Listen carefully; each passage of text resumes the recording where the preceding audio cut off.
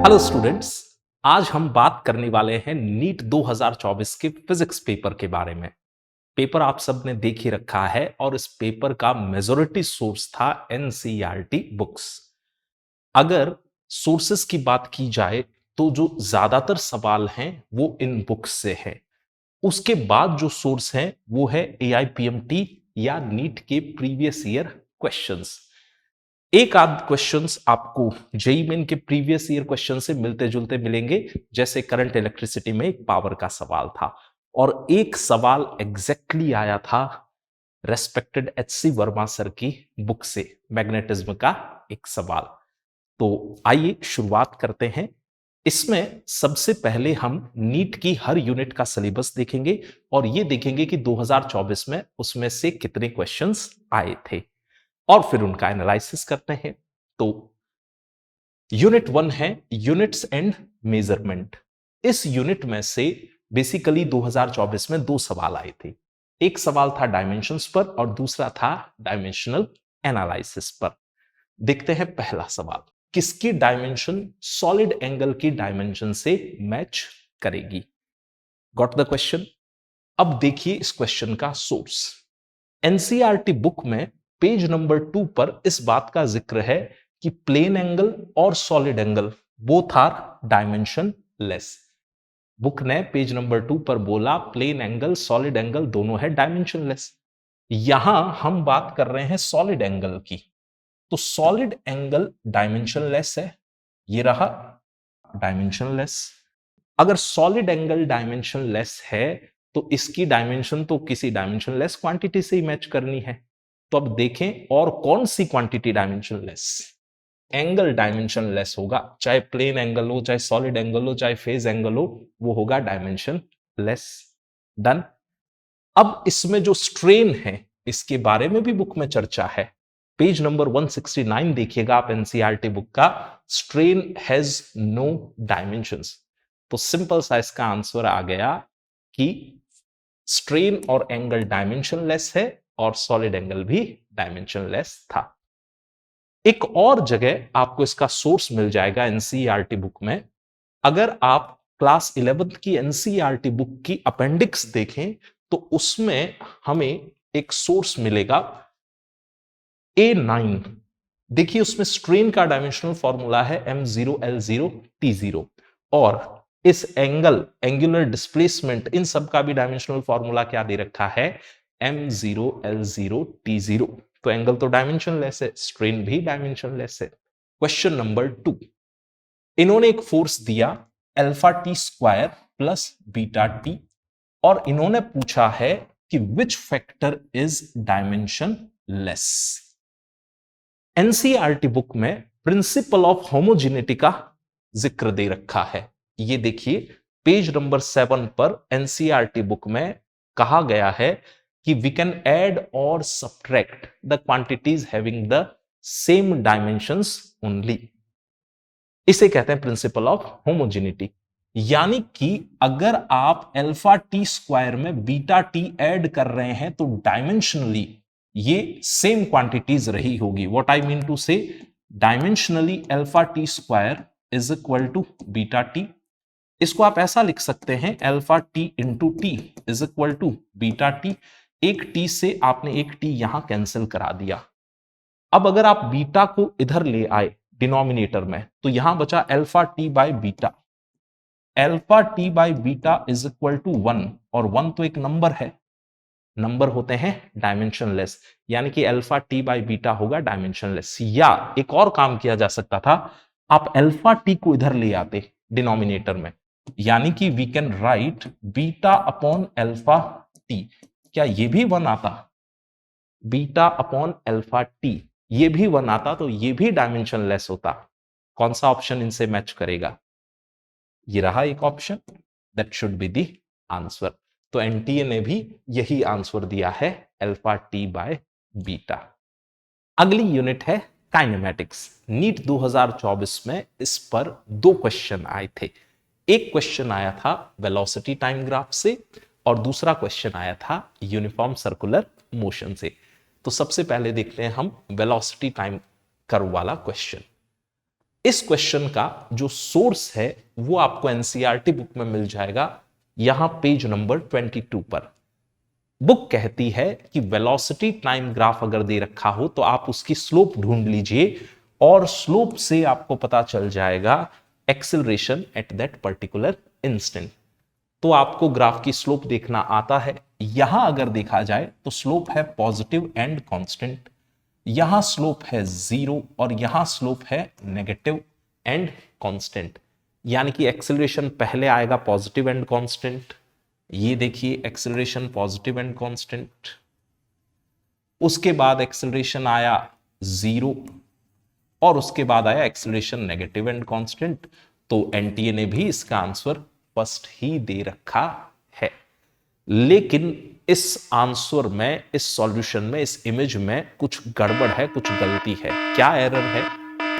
इस moment of time पर अगर देखा जाए तो क्या एक्सेलरेशन की खूब सारी वैल्यूज हैं? एक्सेलरेशन की ये वैल्यू भी है, ये वैल्यू भी है, ये भी वैल्यू है, ये भी वैल्यू है। ऐसे ही इस मोमेंट ऑफ टाइम पर देखें तो एक्सेलरेशन की ये वैल्यू भी है, ये भी वैल्यू है, ये भी वैल्यू है।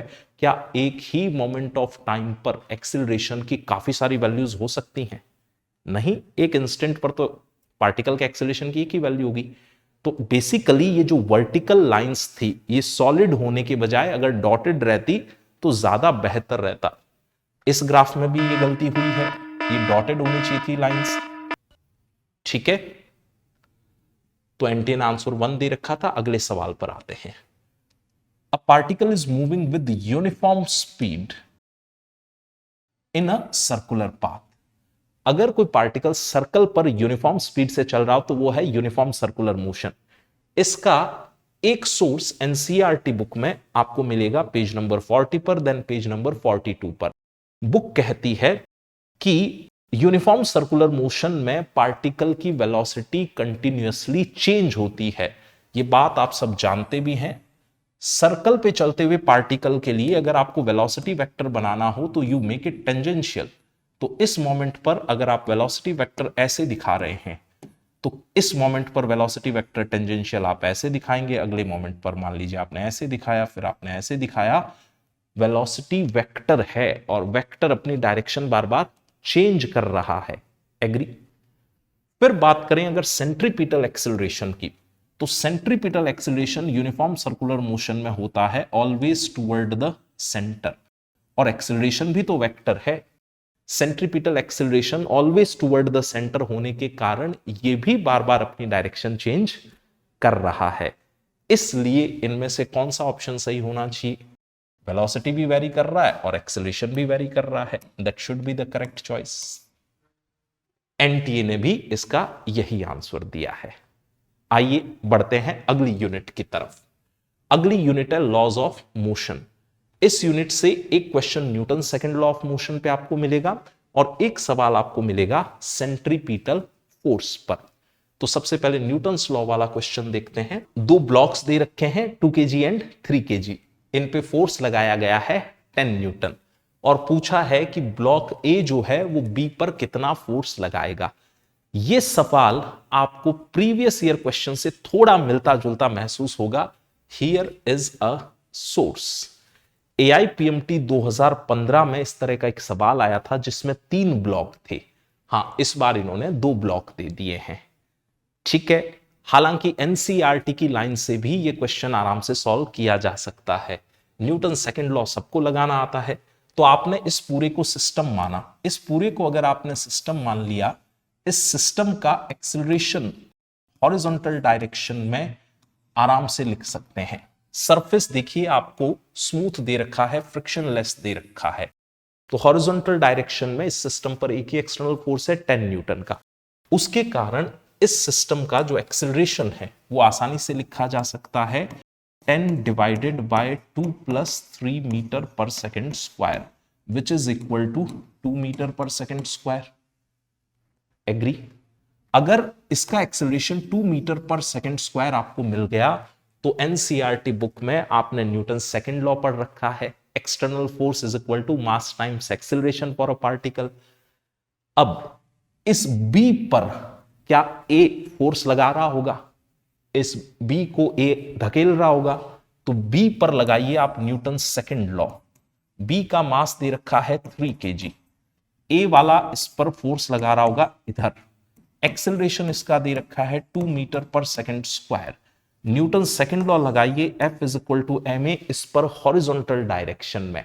तो फोर्स कितना इस पर N, मास कितना 3, एक्सेलरेशन कितना 2, यानी कि 6 न्यूटन का फोर्स लग रहा होगा। बहुत ही सिंपल सा सवाल था। ये सवाल बिना पेन चलाए भी आप कर सकते थे। पूरे सिस्टम का एक्सेलरेशन कितना आया भाई, 10 डिवाइडेड बाय 5, एक्सेलरेशन आया 2। इसको 2 का एक्सेलरेशन मिलने के लिए इस पर फोर्स कितना होना चाहिए, 6। सोचिए जरा इस बात को, क्योंकि 6/3 करेंगे, फोर्स बाय मास करेंगे, तभी तो एक्सेलरेशन 2 आएगा, यानी कि इस पे 6 न्यूटन का फोर्स लग रहा है। ओके, बढ़ते हैं सर्कुलर मोशन वाले क्वेश्चन की तरफ। एनटीए का आंसर भी 6 ही था। इस क्वेश्चन का सोर्स जो है वो आपको एनसीईआरटी के फिगर 4.4 में मिल जाएगा। एक पार्टिकल को हॉरिजॉन्टल प्लेन में घुमाया जा रहा है, ऐसा इस सवाल ने बोला है। ये रहा, एक स्ट्रिंग का इस्तेमाल किया जा रहा है और ओमेगा आरपीएम आपको स्पीड दे रखी है। अब इन्होंने कहा कि आपने स्पीड को डबल कर दिया, तो स्ट्रिंग में जो टेंशन है उस पर क्या इफेक्ट आएगा। यह सवाल सॉल्व करने के लिए एक और रेफरेंस आपको एनसीईआरटी बुक में मिलेगा, पेज नंबर 70 पर एक्सरसाइज का एक क्वेश्चन है 4.21। उसमें भी ध्यान दें तो हॉरिजॉन्टल प्लेन में, जैसे इसमें हॉरिजॉन्टल प्लेन दिया गया, एक स्टोन को इस स्पीड से घुमाया जा रहा है और टेंशन की ही कैलकुलेशन करवाई है। What is the tension?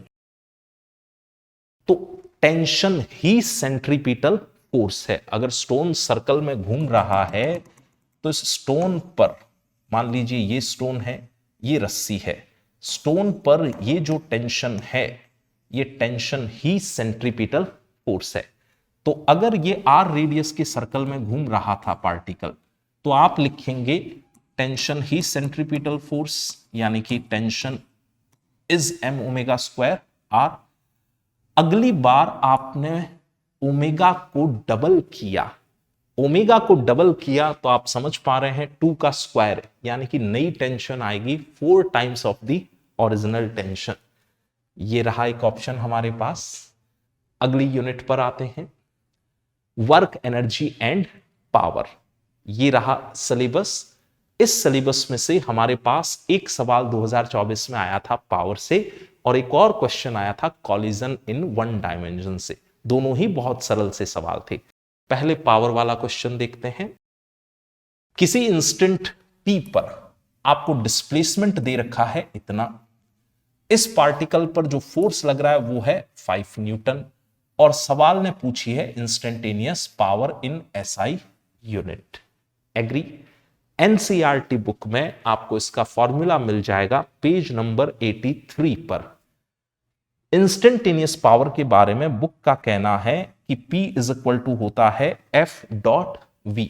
तो हमने ये फॉर्मूला इस्तेमाल किया, P is equal to F.V। Force सवाल ने दे ही रखा था 5। अब आपको V लाना है। डिस्प्लेसमेंट से V लाना मेरे ख्याल में सबको आता है। क्या V is equal to dr/dt या dx/dt या dy/dt आप करते हैं? इसको डिफरेंशिएट किया आपने, डिफरेंशिएट किया तो क्या डेटा आया? t का डिफरेंशिएशन हो गया 1, तो यहां आया 2, -1 का डिफरेंशिएशन था 0, क्योंकि वो कांस्टेंट था।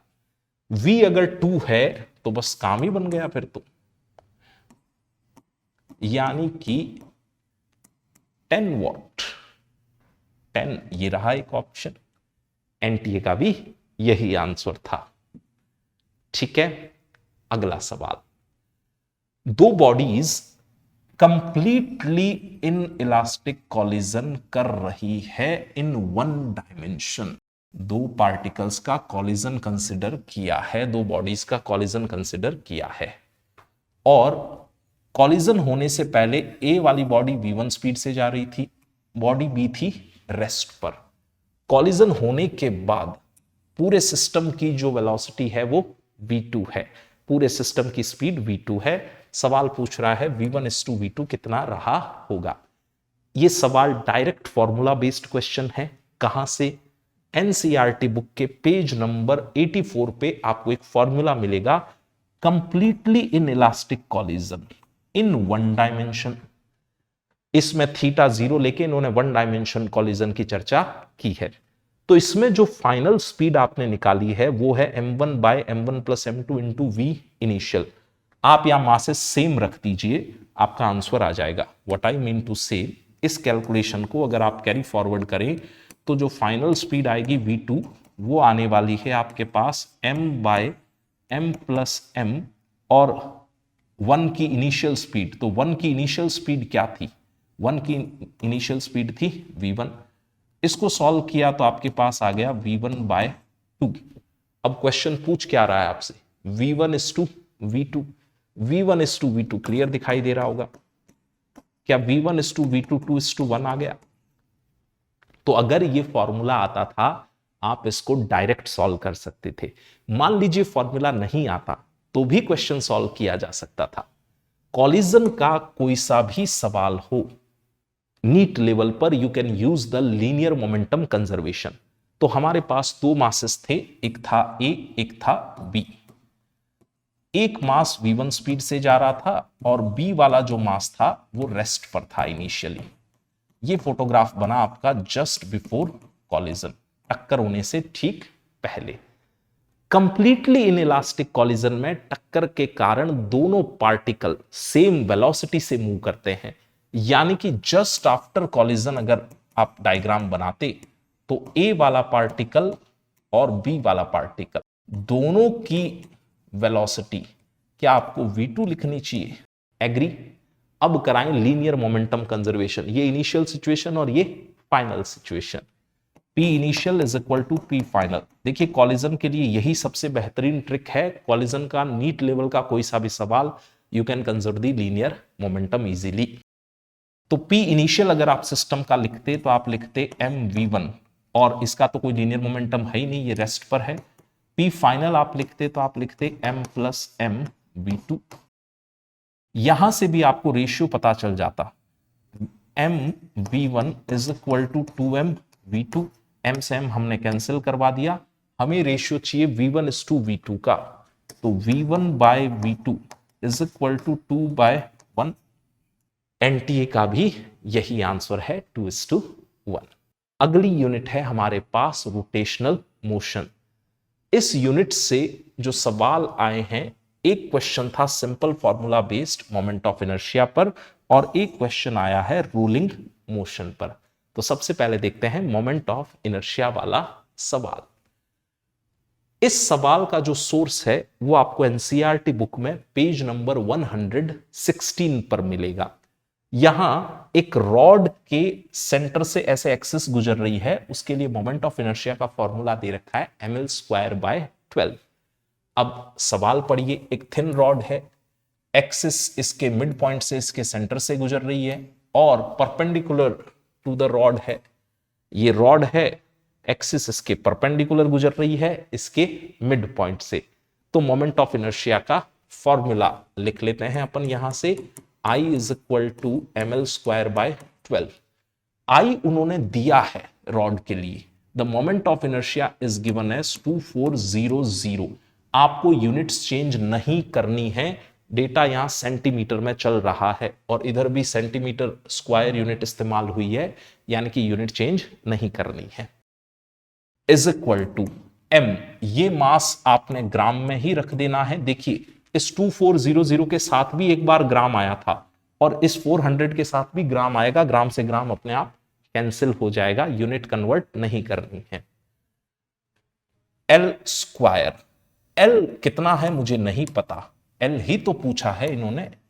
The length of rod is nearly how much, divided by 12। Clear?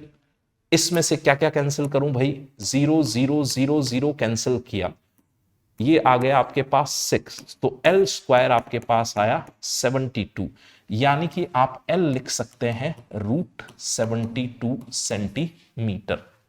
अब इसका रूट कैसे पता करें? √64 कितना होता है? 8। एग्री करते हैं सब लोग? तो रूट 64 से तो ये बड़ा ही डेटा है ना, रूट 72 रूट 64 से बड़ा है।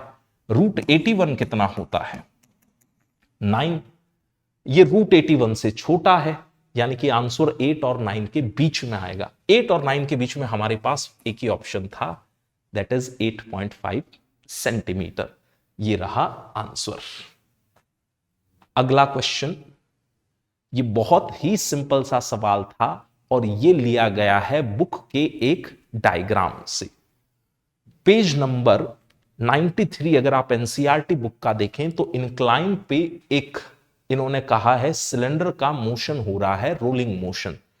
इस डायग्राम के बारे में किताब जिक्र करती है कि ये पॉइंट रेस्ट पर है P3, और आप जैसे जैसे ऊपर जाते जा रहे हैं इसमें स्पीड बढ़ती जा रही है। आप एरो की लेंथ देखें, यहां तो कोई एरो बनाया ही नहीं क्योंकि इसकी स्पीड 0 है। यहां कुछ लेंथ है, यहां आते आते लेंथ और ज्यादा हो गई, यानी कि इसमें अगर बात की जाए तो ये वाला पॉइंट तो है रेस्ट पर, और जैसे जैसे आप ऊपर जाएंगे this point is instantaneously at rest. ऊपर जाते हुए स्पीड बढ़ेगी, यानी कि यहां की स्पीड आएगी मैक्सिमम। तो ऑप्शन चुनना बहुत आसान है, P moves faster than Q। ये बात आप विजुअलाइज भी कर सकते हैं थ्रू दिस पिक्चर। एक मूविंग बाइसाइकिल व्हील का फोटोग्राफ लिया गया। आप देखिए फोटोग्राफ कहां आपको ज्यादा ब्लर महसूस हो रहा है, यहां शायद आपको ब्लरीनेस ज्यादा दिख रही है फोटोग्राफ में। द रीजन यहां स्पीड ज्यादा है, यहां फोटोग्राफ में आपको शायद क्लैरिटी से स्पोक्स दिख रहे होंगे क्योंकि यहां पर स्पीड कम थी। तो यहां फोटो क्लियर है, यहां फोटो ब्लर है। So fourth should be the correct answer. NCERT book के डायग्राम्स ध्यान से देखने चाहिए, उनसे सवाल बनते हैं। आगे बढ़ते हैं यूनिट 6 ग्रेविटेशन की तरफ। सिंपल सा छोटा सा प्यारा सा चैप्टर। तो ग्रेविटेशन में हमारे पास 2 सवाल आए हैं, एक आया है एक्सेलरेशन ड्यू टू ग्रेविटी से और एक सवाल आया है एनर्जी की कैलकुलेशन से। इसमें ये जो सवाल है सिंपल था, इक्वेशन 7.12 मिल जाएगी आपको पेज 133 पर। इसमें डेटा रखते ही आंसर आ जाएगा। कैसे? देखिए, किसी प्लेनेट का मास अर्थ के मास का 1/10 है, इसकी डायामीटर अर्थ की डायामीटर की आधी है, और इस प्लेनेट पर एक्सेलरेशन ड्यू टू ग्रेविटी पूछा है। तो आप एक काम करें, अर्थ की कैलकुलेशन हम सब जानते हैं, G = Gme/re²। ये जो नया प्लेनेट इन्होंने दिया, इस प्लेनेट पे मान लीजिए G' नाम दिया, तो G क्या इसका मास अर्थ के मास का 1/10 है? ये रहा 1/10। अगर डायामीटर आधी है तो बच्चों रेडियस भी तो आधी ही रही होगी, तो यहां रखा जाना चाहिए re/2 का होल स्क्वायर। ये वाला फॉर्मूला डायरेक्ट इस्तेमाल हो रहा है, तो इसको आप ऐसा लिख लीजिए Gme/re का होल स्क्वायर।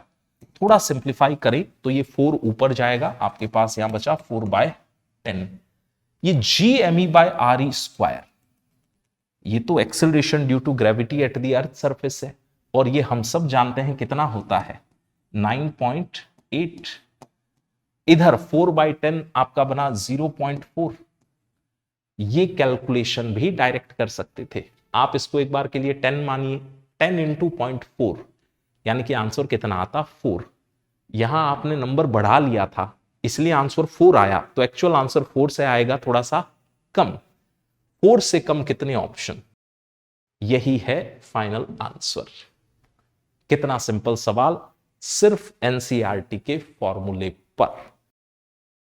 अगला क्वेश्चन, एक सैटेलाइट है जिसका मास m है, इसको अर्थ के सरफेस से आपको सर्कुलर ऑर्बिट में भेजना है एट एन ऑल्टीट्यूड 2r। देखिए, ऑल्टीट्यूड मापा गया है सरफेस ऑफ अर्थ से, यानी कि अर्थ की सरफेस से 2r हाइट पर इस सैटेलाइट को ऑर्बिट में स्टैब्लिश करवाना है। यह सवाल का सोर्स आपको मिलेगा ग्रेविटेशन वाले चैप्टर में पेज नंबर 138 पर। यहां इन्होंने ऑर्बिटिंग सैटेलाइट की एनर्जी के बारे में चर्चा कर रखी है। ग्रेविटेशन चैप्टर में कभी भी स्पीड पूछ ली जाए, हाइट पूछ ली जाए, डिस्टेंस पूछ ली जाए, आप मैकेनिकल एनर्जी कंजर्वेशन यूज कर सकते हैं। तो सबसे पहले ये रही अर्थ जिसका मास m और रेडियस r। इस अर्थ के सरफेस पर हमारे पास है एक छोटा सा सैटेलाइट जिसका मास है स्मॉल m। ये वाला डायग्राम है हमारे लिए इनिशियल सिचुएशन का। फिर इस सैटेलाइट को कुछ काइनेटिक एनर्जी दी आपने, किसी रॉकेट पे इसको अटैच किया, रॉकेट इसको ऊपर लेके गया और बाद में फाइनली ये सैटेलाइट इस ऑर्बिट में स्टैब्लिश हो गया। ये वाली जो डिस्टेंस है वो आपको 2r दी गई है। अर्थ के सरफेस से हाइट है 2r। इतना तो क्लियर है सबको। अब यूज करें mechanical energy conservation. K initial plus U initial is equal to K final plus U final. आपने सैटेलाइट को कितनी काइनेटिक एनर्जी दी, वही एक्चुअली इस सवाल का आंसर है। मिनिमम एनर्जी रिक्वायर्ड ही तो उन्होंने पूछी है। मिनिमम कितनी एनर्जी से इसको प्रोजेक्ट किया जाए, भेजा जाए, ताकि ये अपनी डिजायर्ड ऑर्बिट तक पहुंचे। U इनिशियल अगर आपको लिखना है तो आपको शायद फॉर्मूला याद होगा, -gmm/r। U इनिशियल लिखने के लिए आप अर्थ का मास यहां पॉइंट मास की तरह मान लें, अर्थ के सेंटर पर। ये स्मॉल m आप यहां मान लें और इनके बीच की डिस्टेंस आप मान लें r। ये इनिशियल वाली पिक्चर है। पोटेंशियल एनर्जी लिखी जाती है -gm1m2/r। ये फॉर्मूला भी आपको बुक में मिल जाएगा। Final kinetic energy plus final potential energy. देखिए काइनेटिक और पोटेंशियल एनर्जी को जोड़ दे तो वो बनती है मैकेनिकल एनर्जी। यहां क्या इन्होंने काइनेटिक और पोटेंशियल एनर्जी को जोड़ रखा है और उसका एक फॉर्मूला लिखा हुआ है, मैं इसका डायरेक्ट इस्तेमाल कर रहा हूं। तो यहां लिखा जाए -gmm/ रेडियस ऑफ अर्थ की जगह तो आपने रेडियस ऑफ अर्थ ही रख दिया और हाइट जो है वो आपको लेनी है 2r। अर्थ के सरफेस से हाइट लेनी थी 2r, यहां रखा आपने 2r। अब तो बस कैलकुलेशन बची है। K initial is equal to इस gmm/r को आप उधर शिफ्ट कर दें तो gmm/r इधर आ गया। यहां आपके पास है -gmm 2r plus r 3r into 2, यानी कि यहां आ गया 6r। अब इसमें से सबको दिख रहा है gmm/r कॉमन आ जाएगा। K initial is equal to gmm/r bracket 1 - 1/6। थोड़ा सा एलसीएम लिया तो 5/6 gmm/r। ये था एक बेहतरीन सवाल। एनटीए का भी आंसर यही था, 5/6 gmm/r। हमारे पास है यूनिट 7। यूनिट 7 में 3 सवाल 2024 के नीट के पेपर में आए थे। एक सवाल यंग्स मॉडुलस से, एक सवाल सरफेस टेंशन से और एक सवाल आया था थर्मल एक्सपेंशन से। इसमें से यंग्स मॉडुलस वाला क्वेश्चन और थर्मल एक्सपेंशन वाला क्वेश्चन डायरेक्ट एनसीईआरटी के डेटा से है, उससे मिलता जुलता है। तो सबसे पहले देखते हैं यंग्स मॉड्यूलस वाला सवाल। एक स्टील का वायर दिया जिसकी लेंथ है 1 मीटर। इसका यंग्स मॉड्यूलस इन्होंने दिया और इसकी इलास्टिक लिमिट दी। इलास्टिक लिमिट ये रही इतनी, और फिर बोला कि यंग्स मॉड्यूलस ये रहा। सवाल ने पूछा था what is the maximum elongation. Source देखिए इस सवाल का, एनसीईआरटी बुक का एग्जाम्पल 8.1 आपको मिल जाएगा पेज नंबर 171 पर। उसमें भी एलोंगेशन ही पूछा गया है। यंग्स मॉड्यूलस दे रखा था, लेंथ दे रखी थी और सारी कैलकुलेशन यहां की हुई है, तो डायरेक्ट आप यहां से फॉर्मूला इस्तेमाल कर सकते थे। अच्छा, इलास्टिक लिमिट की अगर बात करें तो एनसीईआरटी ने पेज 169 पर एक ग्राफ दे रखा है और ये बी वाला जो पॉइंट है, इस बी पॉइंट के कॉरस्पॉन्डिंग जो स्ट्रेस आता है यही स्ट्रेस कहलाता है इलास्टिक लिमिट। अब फॉर्मूले में सिर्फ वैल्यू रखनी है, तो देखिए del L is equal to, यहां हमारे पास फॉर्मूला है F/A L/Y। मैं तो सीधा एनसीईआरटी बुक का फॉर्मूला इस्तेमाल कर रहा हूं, ठीक है। F/A, ये F/A एक्चुअली इलास्टिक लिमिट वाला डेटा है, यानी कि ये 8 × 10⁸। लेंथ की बात करें तो 1 मीटर दी है और देखिए इसमें भी लेंथ 1 मीटर ही दी हुई थी। लेंथ की जगह 1 रख दिया। यंग्स मॉड्यूलस हमें दे रखा है 2 इंटू 10 टू पावर 11। सब कुछ सेटल हो गया। 8 और 2 कैंसिल करा के आप 4 लिख सकते हैं। यहां 8 यहां 11, तो ये आया 4 इंटू 10 टू पावर -3 मीटर, यानी कि 4 millimetre should be the correct answer. ये रहा आंसर। आपको शायद बात समझ में आ रही है कि ये बुक कितने ढंग से नीट के फिजिक्स के स्टूडेंट्स को पढ़नी चाहिए। और एविडेंसेस देखते हैं। एक थिन फ्लैट सर्कुलर डिस्क दे रखी है जिसकी रेडियस इतनी है। इसको जेंटली वाटर के सरफेस पर रखा गया था। सरफेस टेंशन इन्होंने दे रखा है और पूछा है कि इसको ऊपर उठाने के लिए कितना एक्सेस फोर्स रिक्वायर्ड होगा। यह सवाल सॉल्व कैसे करना है। मान लीजिए ये एक डिस्क है पतली सी। ये डिस्क पानी के सतह पर रखी हुई है जेंटली आराम से, तो ये आपने वाटर मान लिया। यहां पर आप इसको ऊपर उठाना चाह रहे हैं कुछ एक्स्ट्रा फोर्स लगा के। वो एक्स्ट्रा फोर्स बेसिकली पानी के सरफेस टेंशन के फोर्स के बराबर ही आना चाहिए अगर मैग्नीट्यूड की बात करें। क्यों? जब आप इस डिस्क को ऊपर उठाएंगे तो पानी की लेयर्स इस डिस्क के साथ ऐसे चिपकेगी। ये जो डिस्क है इसके साथ ये पानी की लेयर्स यूं चिपक के ऊपर उठना चाहेगी। अब ये जो पानी की लेयर्स ऊपर उठ रही है ये इस डिस्क पर फोर्स लगा रही होगी नीचे सरफेस टेंशन के कारण। अब वो फोर्स लाएं कैसे? तो उसके लिए एनसीईआरटी बुक ने एक हिंट दिया है कि surface tension is a force per unit length. यानी कि इन्होंने ये जो आपको सरफेस टेंशन का डेटा दे रखा है बेसिकली ये है फोर्स पर यूनिट लेंथ। ये बात समझ में आनी चाहिए। अब आपने इसको कुछ एक्सटर्नल फोर्स लगा के ऊपर खींचा और यहां जो सरफेस टेंशन के कारण फोर्स लगेगा वो फोर्स इस फॉर्मूले से निकल आएगा। F is equal to 0.07 L। Surface tension के कारण लगने वाला फोर्स अब कैलकुलेट किया जा सकता है। तो कितना फोर्स लगेगा? 0.07 तो पड़ा रहा, यहां वाला F लिखते हैं अपन। लेंथ कितनी काम आएगी? तो डिस्क की पूरी पेरिफेरी पर पानी टच कर रहा होगा, यानी कि लेंथ काम में आएगी हमारे पास 2 पाई r। तो 0.07 इंटू 2 पाई r। ये और एक्सटर्नल फोर्स बैलेंस हो रहे हैं, तो F एक्सटर्नल कम से कम आपको इतना लगाना पड़ेगा उसको ऊपर उठाने के लिए। आगे आपका आंसर जो एक्सटर्नल फोर्स आपने लगाया that should be equal to 0.07 into 2 into pi नहीं चाहिए ऑप्शन में, यानी कि पाई की जगह रख दिया आपने 3.14। क्या रेडियस क्वेश्चन ने दी है? बिल्कुल दी है। 4.5 into 10 to power -2। This should be the answer. आगे बढ़ते हैं। अगला सवाल यंग्स मॉडुलस का और थर्मल एक्सपेंशन का सवाल है। क्वेश्चन अगर आपने ध्यान से पढ़ लिया हो तो क्वेश्चन का सोर्स मिलेगा आपको पेज नंबर 207 पर। इसमें इन्होंने कहा है कि एक रॉड को हीटअप किया जा रहा है, गर्म किया जा रहा है और वो बेंड नहीं करती है।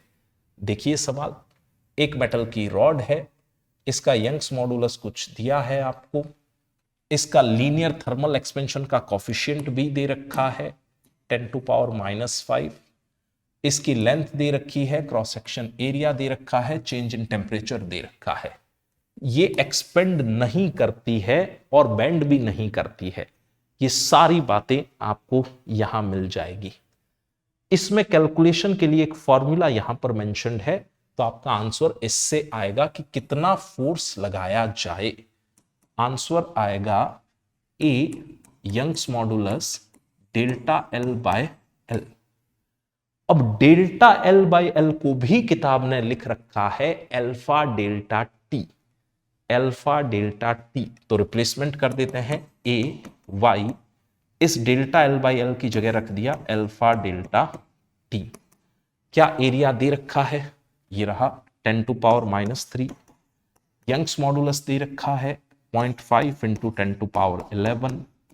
क्या अल्फा दिया है? ये रहा 10⁻⁵, दिस इज अल्फा। ये वाला डेटा भाई अल्फा है। चेंज इन टेम्परेचर भी तो दिया है 100 डिग्री सेल्सियस। कैलकुलेशन करने पर you will get it. Clear? बढ़ते हैं अगले सवाल की तरफ। वर्क पूछा गया था आइसोकोरिक प्रोसेस पर और बहुत ही सिंपल सवाल आया था, आंसर 0 था। देखिए, बीसी पाथ के अलोंग वर्क डन बताइए कितना होगा। बीसी पाथ को ध्यान से देखा जाए तो यहां तो वॉल्यूम कांस्टेंट रह रहा है और वॉल्यूम कांस्टेंट रहने का मतलब आइसोकोरिक प्रोसेस, और आइसोकोरिक प्रोसेस में वर्क डन होता है 0। Work done by gas, work done on gas, दोनों ही 0। ये बात किताब ने बोल रखी है। आइसोकोरिक प्रोसेस में वॉल्यूम कांस्टेंट रहता है। No work is done on और by the gas. Work done on gas भी 0, वर्क डन बाय गैस भी 0। चाहे तो चेक कर लीजिएगा पेज नंबर 235। आ गया आंसर। अच्छा, ये सेम सवाल एनसीईआरटी एग्जाम्पलर में भी कई जगह मिल जाएगा। जैसे आप आंसर तो टिक कर लीजिए, 0 है इसका, ये वाला आंसर सही है इसका। एग्जाम्पलर का ये डायग्राम देखिए आप, क्या इसमें भी इस तरह की आइसोकोरिक प्रोसेस की चर्चा है? तो अगर आपने कभी ये सवाल सॉल्व किया हो तो आपको याद आ जाएगा कि आइसोकोरिक प्रोसेस का वर्क डन 0 था। और इंस्टेंसेस देखिए, यहां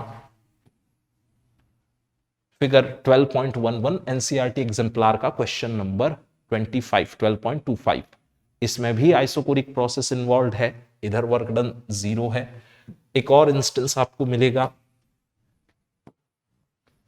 वॉल्यूम कांस्टेंट है तो आइसोकोरिक प्रोसेस, और आइसोकोरिक प्रोसेस में work done on gas, work done by gas, दोनों बातें हैं 0, 0।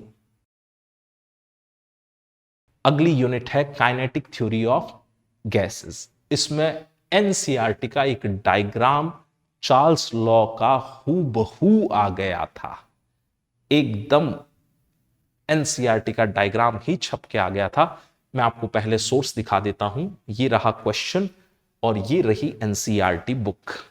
जरा देखिए, P1 P2 P3, P1 P2 P3, इधर लिखा है P1 is greater than P2 is greater than P3, इधर लिखा है P1 is greater than P2 greater than P3। आप चाहें तो मैच करा लें, डायरेक्ट ये ग्राफ पेपर में आया हुआ है। अच्छा, सॉल्यूशन अगर आप करना चाहें तो बड़ा आसान सा सॉल्यूशन है। हम लोग जानते हैं PV is equal to mu R T. आप इसको ऐसा लिख लीजिए, T is equal to P by mu R V. T यहां रखा, म्यू आर को वहां भेजा।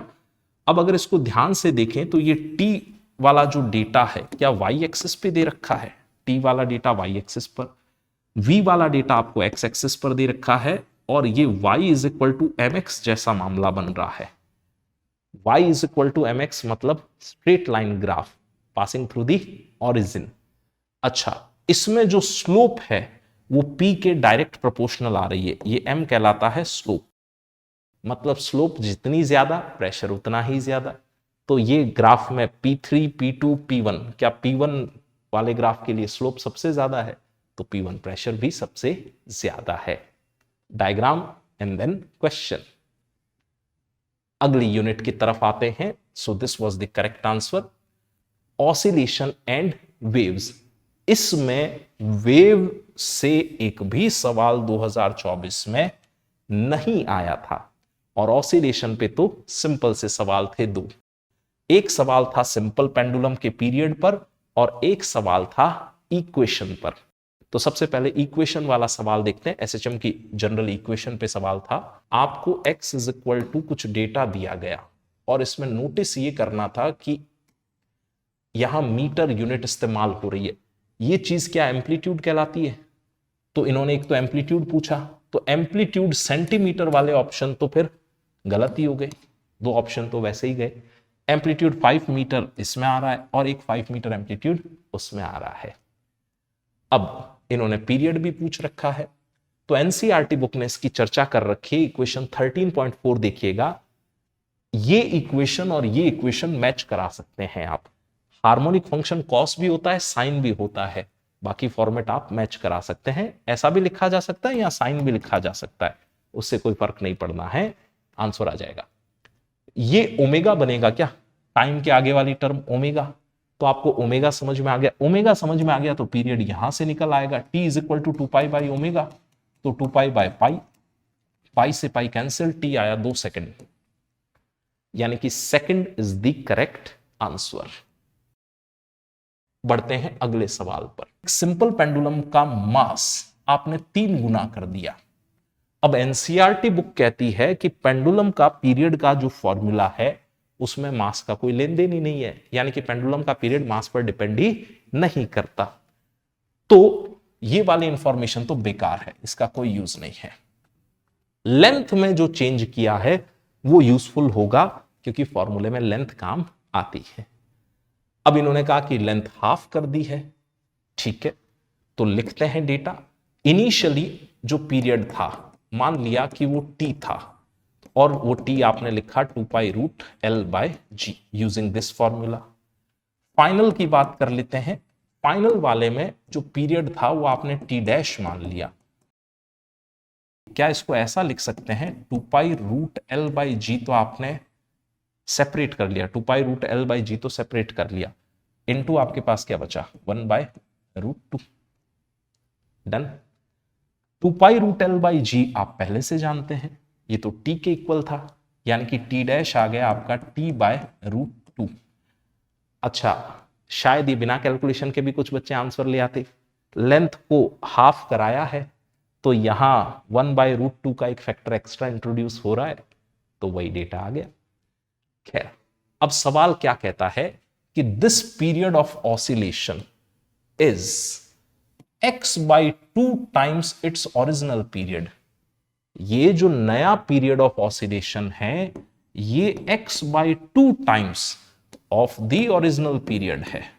पढ़ लीजिए, x/2 times the original time period, तो x/2 times the original time period. इसको सॉल्व कर लेते हैं। यहां मेरे पास पड़ा था t/√2।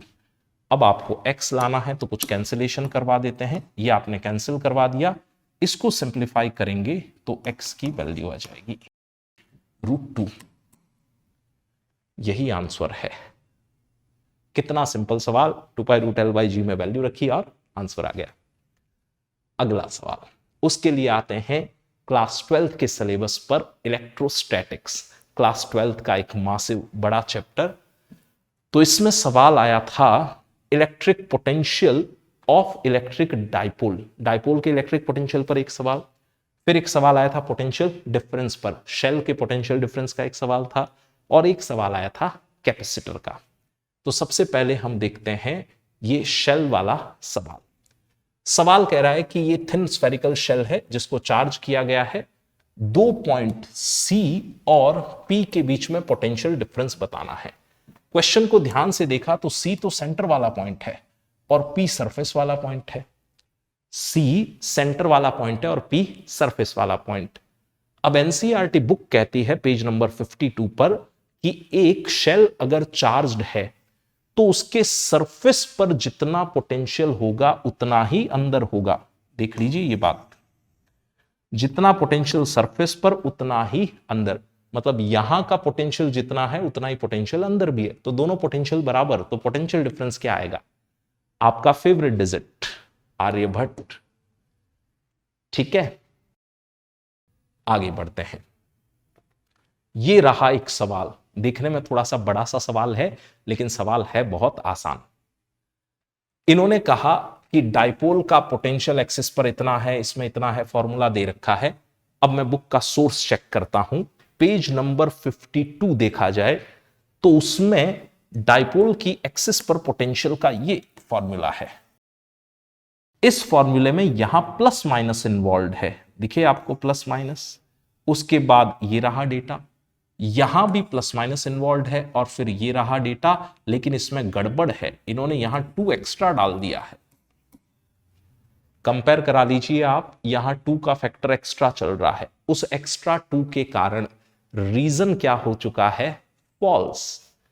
अगर आपको एनसीईआरटी बुक से फॉर्मूला याद है तो भाई रीजन है false, this should be the answer. बाकी डेटा चेक करने की जरूरत ही नहीं थी।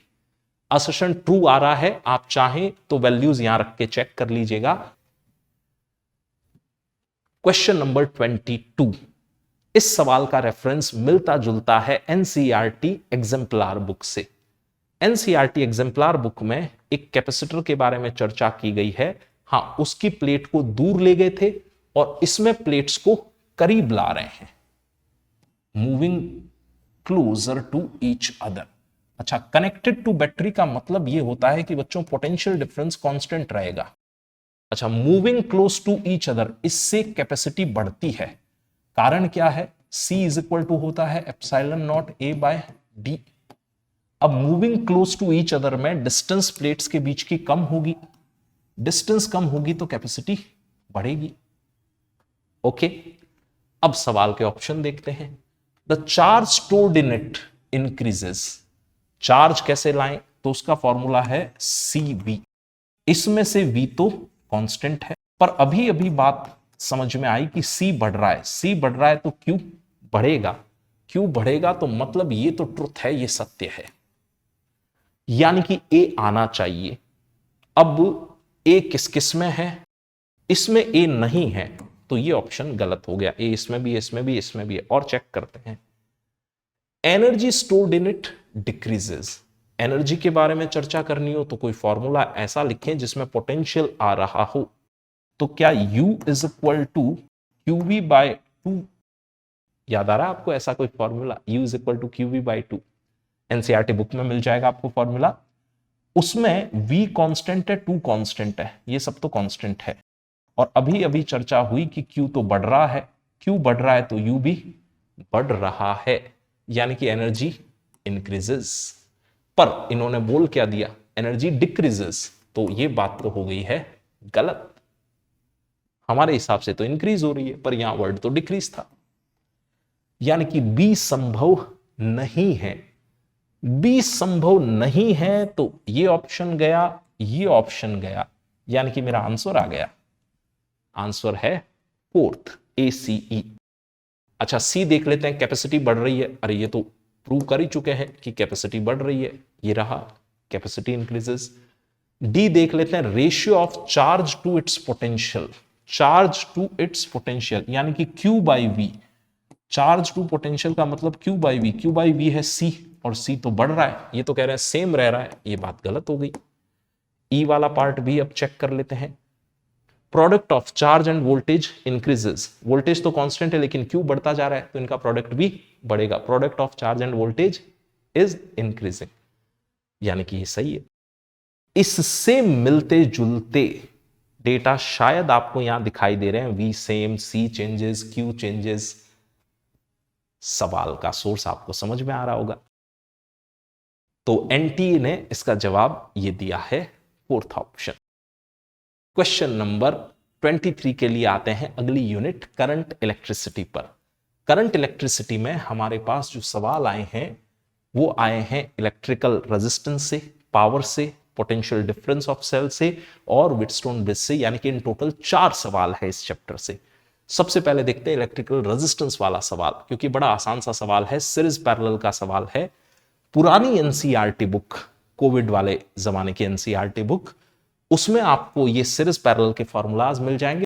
आपने 100 ओम के एक रजिस्टर को 10 इक्वल पार्ट में डिवाइड करना है। तो 100 के 10 इक्वल पार्ट अगर आपने किए तो हर पार्ट क्या 10 ओम का बनेगा?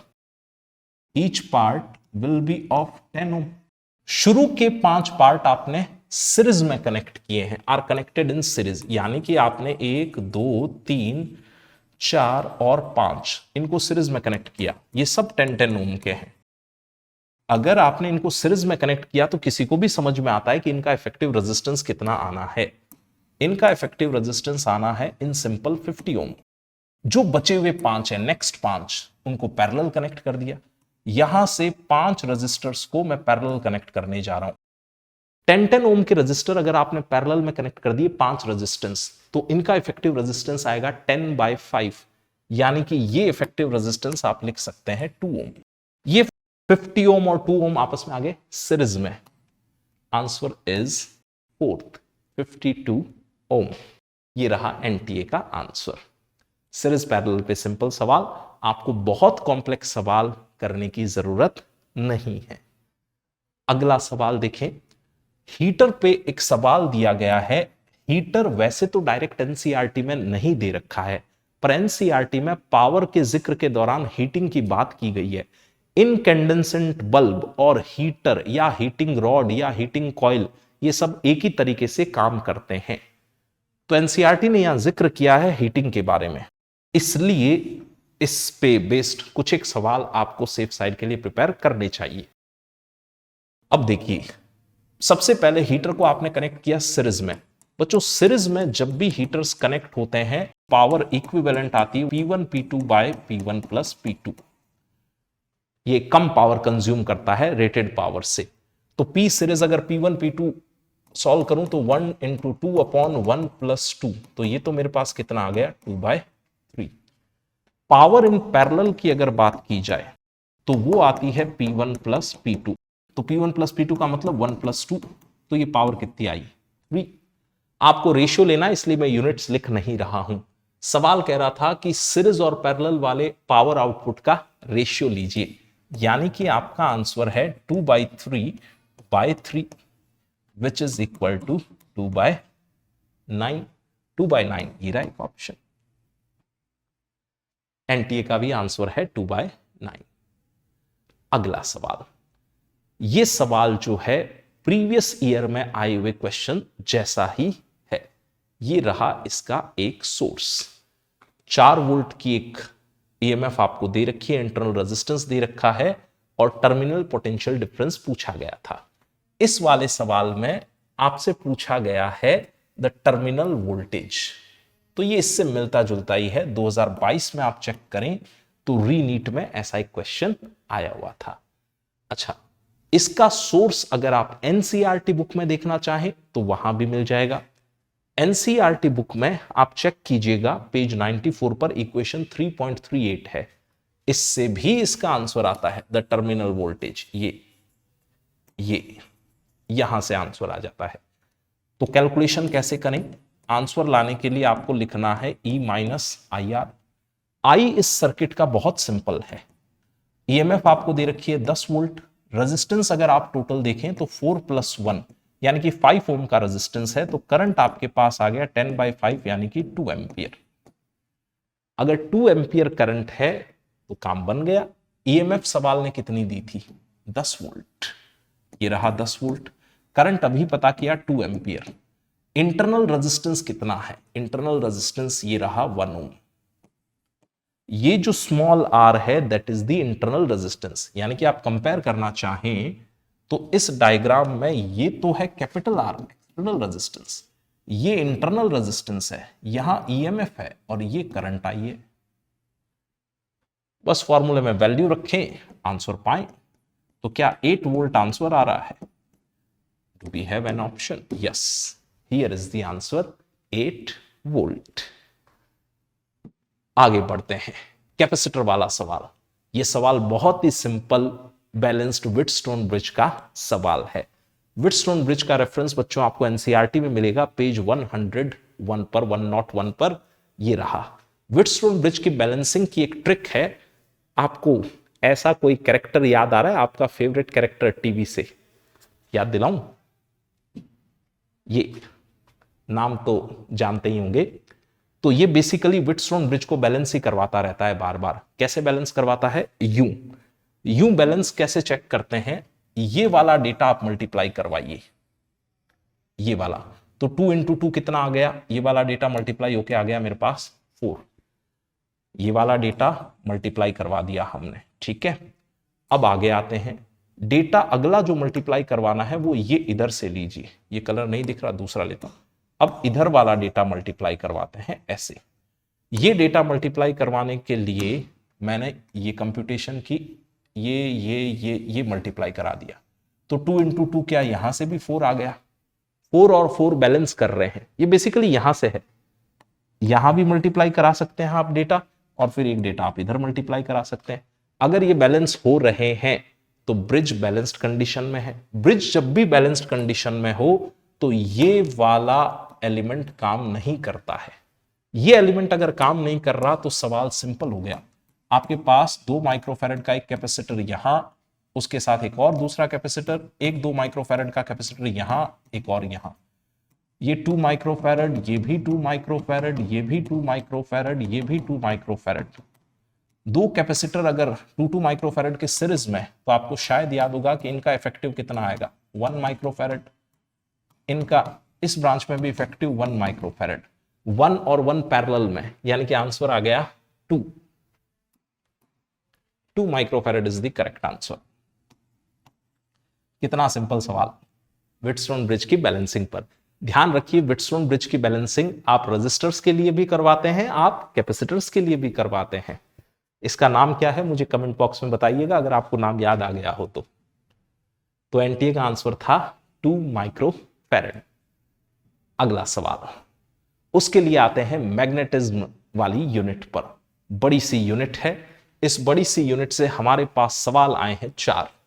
एक सवाल करंट कैरिंग सर्कुलर लूप पर, एक सवाल है डाइपोल मोमेंट पर, मैग्नेटिक डाइपोल मोमेंट पर, एक सवाल है टॉर्क पर, और एक सवाल सीधा सीधा पैरा डाया फेरो की एक टेबल दे रखी थी, उससे टेबल फॉर्म में क्वेश्चन आ गया था। यह सवाल भी आपको सीधा किताब में मिल जाएगा, ये वाला सवाल भी आपको सीधा किताब में मिल जाएगा। ये सवाल पुरानी किताब से है, मैग्नेटिक डाइपोल मोमेंट वाला, और प्रीवियस ईयर में भी इससे मिलता जुलता एक सवाल आया हुआ है। तो चलिए डिटेल्स देखना शुरू करते हैं। इन्होंने कहा कि एक टाइटली वाउंड 100 टन्स की कॉइल है जिसकी रेडियस दे रखी है 10 सेंटीमीटर, करंट जिसमें है 7 एम्पियर। आपसे पूछा गया कि magnitude of the magnetic field कितना होगा at the centre of the coil. Coil का मतलब यह है ऐसा, कॉइल, लूप, हुप, रिंग सब ऐसी शेप है ना। इसका सोर्स देखिए, एनसीईआरटी बुक में पेज 134 पर एक्सरसाइज के क्वेश्चन में आपको ऐसी बातें क्या देखने को मिल रही हैं। 100 टन्स ये रहे, क्या कॉइल है, बिल्कुल ये रही कॉइल। रेडियस इन्होंने भी कुछ दे रखी है, इधर भी कुछ रेडियस दे रखी है, और पूछा क्या है, magnitude of magnetic field at the centre of the coil. Magnitude of magnetic field at the centre of the coil. अरे इस सवाल में भी तो यही पूछा है, magnitude of magnetic field at the centre of the coil. ये अगर आपने कर रखा हो तो इट्स डन। अच्छा, और सोर्सेज हैं, सॉल्व्ड एग्जांपल में भी है, सेम बात एनसीईआरटी के सॉल्व्ड एग्जांपल में भी प्रेजेंट थी और अनसोल्व्ड क्वेश्चन में भी थी। सॉल्व्ड एग्जांपल में भी वही 100 टर्न्स, एक कॉइल दे रखी है सर्कुलर, रेडियस दे रखी है, और सेंटर पर ही मैग्नेटिक फील्ड पूछी गई है। तो दो जगह आपको इसका बुक में रेफरेंस मिल गया। अब सॉल्यूशन देखें इसका। सॉल्यूशन बहुत ही आसान है। सॉल्यूशन के लिए एनसीईआरटी बुक ने एक फॉर्मूला भी दे रखा है, B = μ0I/2R। ये लगता है जब कॉइल में एक टर्न हो, n टर्न्स हो तो आप इसे n से मल्टीप्लाई करते हैं। तो मैं तो फॉर्मूला लिख रहा हूं B = μ0NI/2R। μ0 आपने रखना है 4 pi into 10⁻⁻7। Number of turns सवाल ने दिए थे 100, तो ये रख दिए 100। आई भी क्वेश्चन ने दिया था 7, ये रहा 7 divided by 2 into radius. Radius सवाल ने कितनी दी थी, 10 सेंटीमीटर। 10 सेंटीमीटर को कन्वर्ट कर लीजिए आप मीटर में, 10 सेंटीमीटर को मीटर में कन्वर्ट कर लीजिए, हम एसआई सिस्टम में काम करते हैं। और इस पाई को आप 22/7 रख दीजिए। पाई जैसे ही 22/7 रखेंगे तो यहां 7 से वो वाला 7 कैंसिल हो जाएगा। कंप्यूटेशन कीजिएगा, you will be getting this answer. अगला सवाल देखें। इस सवाल का रेफरेंस आपको नीट 2013 से लिंक मिल सकता है, वहां भी मैग्नेटिक मोमेंट का एक सवाल आया था, उससे मिलता जुलता इसे माना जा सकता है। या एनसीईआरटी बुक में अगर आप इस सवाल का रेफरेंस ढूंढने जाएं तो बुक ने एक एनालॉजी दे रखी है कि इलेक्ट्रिक डाइपोल और मैग्नेटिक डाइपोल एनालॉगस होते हैं, उससे भी यह सवाल बन जाएगा। कैसे? आपके पास एक आयरन बार है जिसकी लेंथ L है, ये रही आयरन बार जिसकी लेंथ L है, इसका मैग्नेटिक मोमेंट इन्होंने M दिया। आप ये मानिए कि यहां -M, यहां है +M, और ये वाली लेंथ है L, तो आप M को लिखेंगे स्मॉल m इंटू एल। ये क्या कर रहे हैं अपन? इलेक्ट्रोस्टैटिक्स में अगर आपको याद हो तो मान लीजिए यहां है माइनस क्यू चार्ज, यहां है प्लस क्यू चार्ज, यहां लेंथ ली एल, तो आप इसका इलेक्ट्रिक डाइपोल मोमेंट P क्या लिखा करते थे? Q इंटू एल, ऐसा कुछ लिखते थे। तो बस वैसा ही है, इलेक्ट्रिक डाइपोल मोमेंट की जगह मैग्नेटिक डाइपोल मोमेंट, ये लेंथ जैसे वहां काम में लेते थे वैसे ही यहां काम ले रहे हैं। अब इनका कहना है कि इसको मिडिल से मोड़ दिया गया है और ऐसा मोड़ा कि दो आर्म्स आपस में एंगल बनाती है 60 डिग्री का। इसको मोड़ दिया गया यूं, ऐसे जब यूं मोड़ दिया गया तो ये लेंथ थी L/2, ये लेंथ थी L/2, ये एंगल आ गया 60 डिग्री। यहां आप थोड़ा सा मैथ्स का इस्तेमाल कर सकते हैं। ये साइड L/2 है, अगर इसके ऑपोजिट का एंगल आपने अल्फा माना तो ये L/2 के सामने का एंगल भी अल्फा ही होगा। एग्री? ट्रायंगल के तीनों एंगल का सम होता है 180 डिग्री, यानी कि 60 degree plus alpha is equal to 180 degree. इस कंप्यूटेशन से आपको अल्फा पता चल गया 60 डिग्री है। अल्फा अगर 60 डिग्री है मतलब ये है इक्विलैटरल ट्रायंगल। इक्विलैटरल ट्रायंगल की सारी साइड सेम होती है, साइड लेंथ सेम होती है। तो अब आपने यहां ले रखा था -m, यहां ले रखा था +m, और इनके बीच में ये डिस्टेंस आ गई L/2। तो जो नया मैग्नेटिक मोमेंट m डैश आएगा वो आएगा m into L/2। m into L/2 में से जो ml है वो ओल्ड मैग्नेटिक मोमेंट है, यानी कि m/2। Second is the correct answer. आगे बढ़ते हैं। यूनिफॉर्म मैग्नेटिक फील्ड में इन्होंने पीरियड के बारे में बातचीत की है। ये सॉल्व एग्जांपल है पुरानी एनसीईआरटी बुक का। ये रहा सोर्स। जरा देखिए 10 ऑसिलेशन इतने सेकंड में, यहां क्या कर रहा है 20 ऑसिलेशन 5 सेकंड में। मोमेंट ऑफ इनर्शिया निडल का दिया गया, इस सवाल में भी वही मोमेंट ऑफ इनर्शिया निडल का दिया गया। मोमेंट ऑफ इनर्शिया ये रहा, मोमेंट ऑफ इनर्शिया ये रहा। आपको मिलेगा ये पुरानी वाली एनसीईआरटी बुक में पेज नंबर 178 पर सॉल्व इलस्ट्रेशन। ये नई वाली एनसीईआरटी बुक में अब नहीं है। चलिए अगले पेज पर आते हैं। इस क्वेश्चन को सॉल्व करने के लिए इस बुक ने वहां एक फॉर्मूला भी दे रखा था, T is equal to 2π√I/mb। मैं इसमें वैल्यूज रखने जा रहा हूं फॉर्मूले में। T is equal to 2π√I कितना है moment of inertia 9.8 into 10⁻⁻6। m की बात करें तो m है मैग्नेटिक मोमेंट। मैग्नेटिक मोमेंट इन्होंने दिया है x इंटू 10⁻⁻5 और b कितना 0.049। देखिए डेटा सिंप्लीफाई हो जाएगा, 98 49 आपस में कैंसिल हो सकते हैं। और t के बारे में कुछ चर्चा भी कर रखी है। इन्होंने कहा कि 20 ऑसिलेशन 5 सेकंड में, 20 ऑसिलेशन में लगे 5 सेकंड। तो एक ऑसिलेशन में कितना टाइम लगा? एक ऑसिलेशन में टाइम लगा 5/20 second. This is the T. एक ऑसिलेशन में जो समय लगा वी कॉल इट पीरियड। तो यहां टी की जगह आप रख दीजिएगा 1/4 और इधर सारी कैलकुलेशन कीजिएगा। सॉल्व करेंगे तो आपको दिख रहा है पाई का स्क्वायर आ रहा है। तो पाई का स्क्वायर तब आ सकता है जब आप इस पूरे एक्सप्रेशन को स्क्वायर कर दें। स्क्वायर करके आप सॉल्व कर लीजिएगा। एनटी ने यही आंसर दिया है। आप कंप्यूटेशन थोड़ी सी चेक कीजिएगा। तो बुक के सॉल्व्ड एग्जाम्पल से मिलता जुलता सवाल आ गया है, पर पुरानी वाली बुक। अगला क्वेश्चन बड़ा ही शानदार क्वेश्चन, सीधा उठाया एनसीईआरटी का एक टेबल और टेबुलर फॉर्म में ही सवाल बना दिया। ये देखिए डायामैग्नेटिक के लिए काई की वैल्यू क्या -1 है? तो डायामैग्नेटिक के लिए काई -1, ये वाला डेटा दिख रहा है। डायामैग्नेटिक के लिए काई -1 वाला डेटा, यानी कि ए मैच करना है 2 से। यहां नहीं कर रहा है, यहां भी नहीं कर रहा है, तो ये तो नहीं हो सकते। ए मैच करना है 2 से।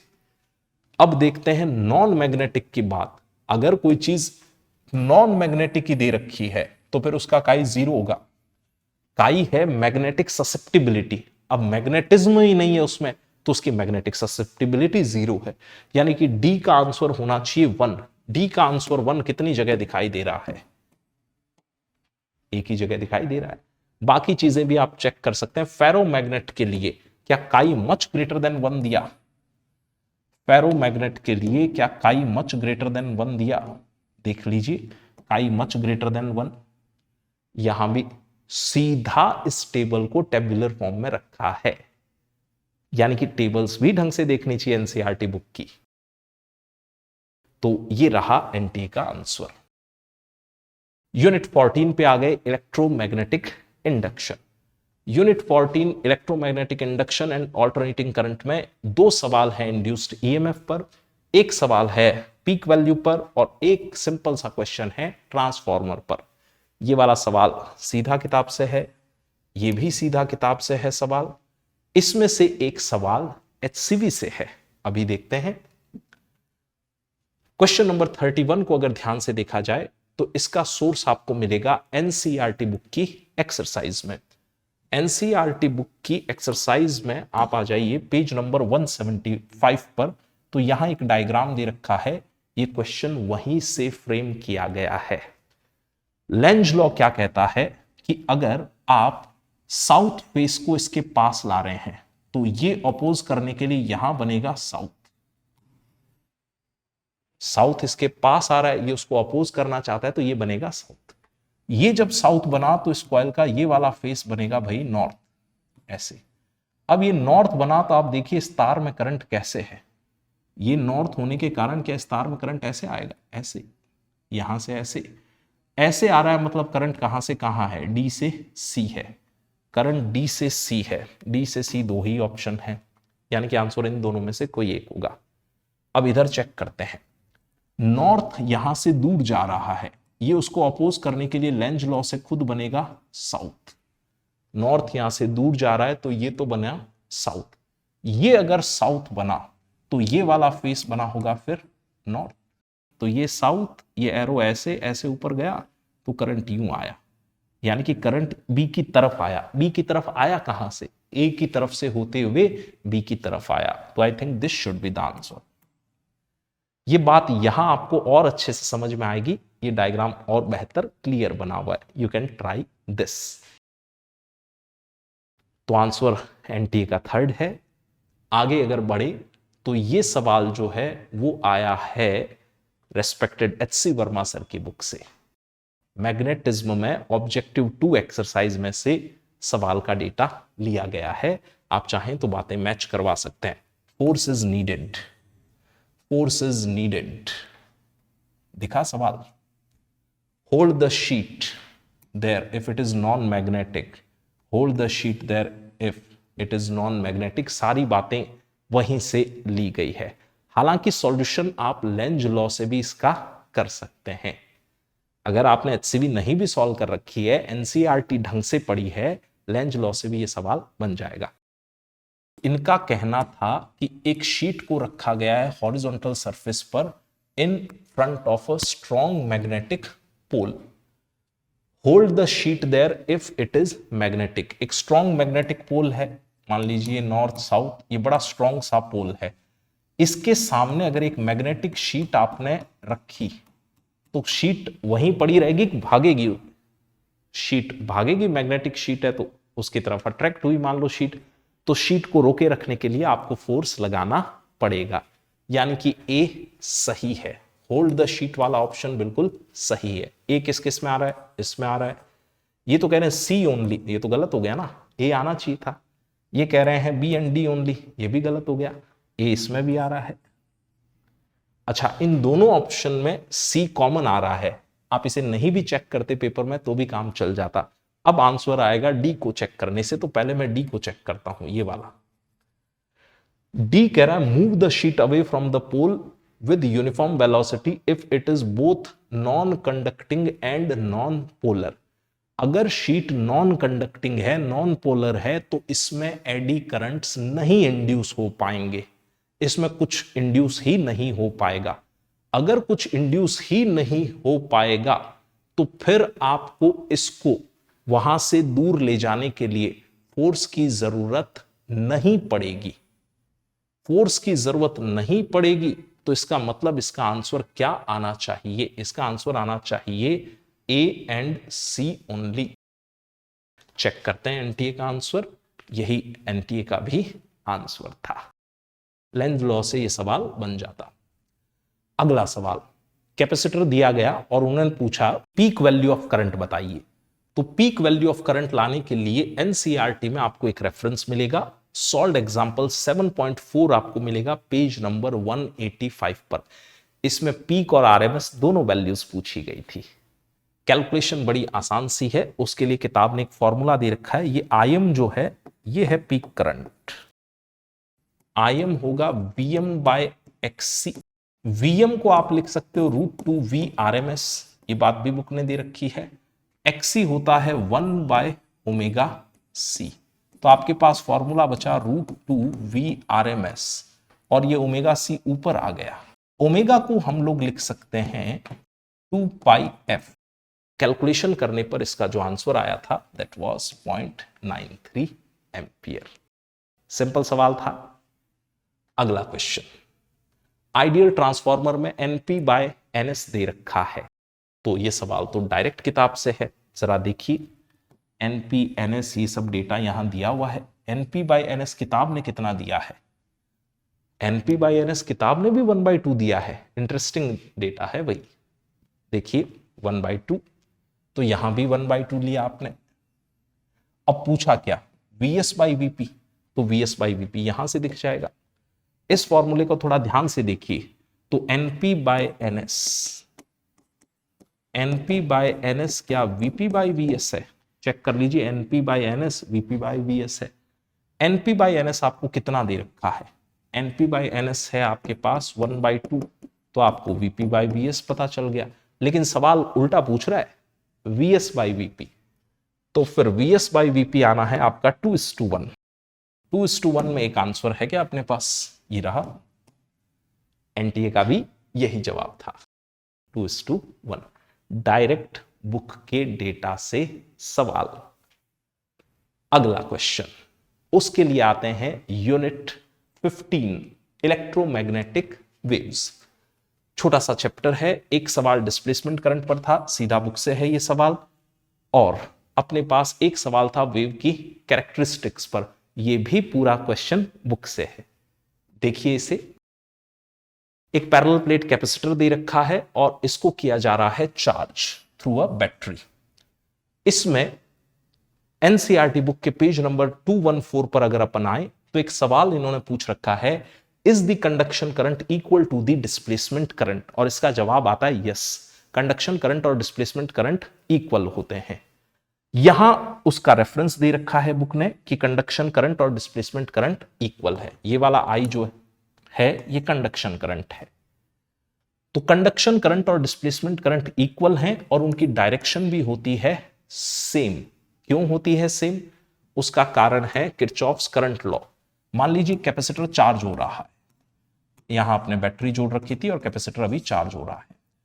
इस तार में जो करंट है फ्री इलेक्ट्रॉन्स के मोशन के कारण, उस करंट को तो आप नाम देते हैं कंडक्शन करंट। कंडक्टिंग वायर में जो करंट है वो तो आप नाम दे रहे हैं कंडक्शन करंट। कैपेसिटर की प्लेट्स के बीच में एक इमेजिनरी करंट लिया जाता है जिसको आप नाम देते हैं displacement current, we call it ID. अब अगर आप किरचॉफ्स करंट लॉ लगाएं, किरचॉफ का पहला रूल आप यहां इस्तेमाल करें, तो इनकमिंग करंट है आईसी, आउटगोइंग करंट है आईडी, तो आईसी और आईडी बराबर होने चाहिए। किरचॉफ्स करंट लॉ ये तो कहता है incoming current at a junction is equal to outgoing current. This will give you the answer. तो फोर्थ होना चाहिए इसका आंसर। ये सवाल सीधा किताब से है। अगला क्वेश्चन तो और सिंपल वे में बुक से उठाया गया है। ये रहा एनसीईआरटी बुक का रेफरेंस। आप देखिए speed of light in vacuum क्या दी है, ये रही। इसके बाद इन्होंने कहा कि एक्सेलरेटेड चार्जेस प्रोड्यूस करते हैं इलेक्ट्रोमैग्नेटिक वेव्स, लेकिन यहां इन्होंने गलत स्टेटमेंट दे रखा है। यूनिफॉर्म स्पीड वाले मोशन वाले चार्ज तो इलेक्ट्रोमैग्नेटिक वेव प्रोड्यूस ही नहीं करते। अब आपको चुनना क्या था, आपको चुनना था गलत वाला स्टेटमेंट डी कि इनमें से कौन सी इलेक्ट्रोमैग्नेटिक वेव की प्रॉपर्टी नहीं है। तो फिर यह है जवाब, they are transverse in nature. किताब ने लिखा है बी और ई परपेंडिकुलर है, तो ये ट्रांसवर्स नेचर का मतलब बी और ई हो गए परपेंडिकुलर। फिर इन्होंने कहा energy density in electric field is equal to the energy density in magnetic field. देखिए बुक का रेफरेंस, यहां बोला है average energy density in the electric field, average energy density in the electric field equals the average magnetic energy density. Book के question में यह चर्चा की गई है। पूरे क्वेश्चन का रेफरेंस आपको मिल जाएगा चैप्टर 8 में। एनटीए का आंसर यही था। अगले पे आते हैं, उसके लिए बड़ी यूनिट अगेन क्लास 12 की ऑप्टिक्स। ऑप्टिक्स में हमारे पास जो सवाल हैं, एक सवाल आया है refraction of the light through a prism. Snell's law से होना था वो सवाल, बड़ा लेंदी सवाल था, पेपर का सबसे लेंदी सवाल वही था। मैग्नीफाइंग पावर वाला सवाल तो एकदम एनसीईआरटी से प्रिंट हुआ है। यंग्स डबल स्लिट एक्सपेरिमेंट का सवाल पुरानी वाली बुक में था, और ब्रूस्टर लॉ का सवाल भी पुरानी एनसीईआरटी बुक यानी कि 2020-21 वाली एनसीईआरटी बुक में था। क्वेश्चंस की शुरुआत करते हैं। ये वाला जो सवाल है बहुत लेंदी है, तो मैं इसे इसमें नहीं कैलकुलेट कर रहा। नीट का पेपर होने के बाद मैंने इसको सॉल्व करके अपलोड किया था, वीडियो मैं पिन कर रहा हूं, आप चाहें तो उसे देख सकते हैं। आंसर इसका ये वाला आता है। इससे मिलता जुलता सवाल आपको एनसीईआरटी बुक में मिल जाएगा, एक्सरसाइज में पेज नंबर 251 पर। इसमें यहां जो नॉर्मल है उसके साथ ये वाला एंगल है क्रिटिकल एंगल, आईसी बोल सकते हैं अपन इसे। चूंकि ये क्रिटिकल एंगल है इसलिए रे सरफेस के पैरेलल ऐसे जा रही है।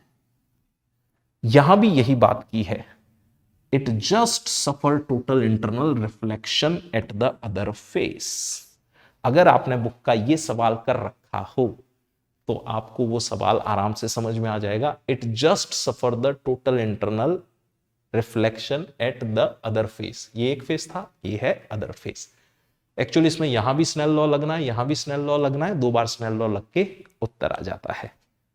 इससे मिलते जुलते सवाल जेईई मेंस में भी आए हुए हैं। वो हीटर वाला जो सवाल किया था उससे मिलते जुलते सवाल भी जेईई मेंस में आए हुए हैं। तो अगर इसका आंसर आप चेक करें तो आंसर ये है √5/2। आगे बढ़ते हैं, टेलीस्कोप वाला सवाल। ये सवाल तो आप कंपेयर खुद ही करा लीजिए। प्रत्यक्षम किम प्रमाणम, प्रत्यक्ष को प्रमाण की क्या आवश्यकता।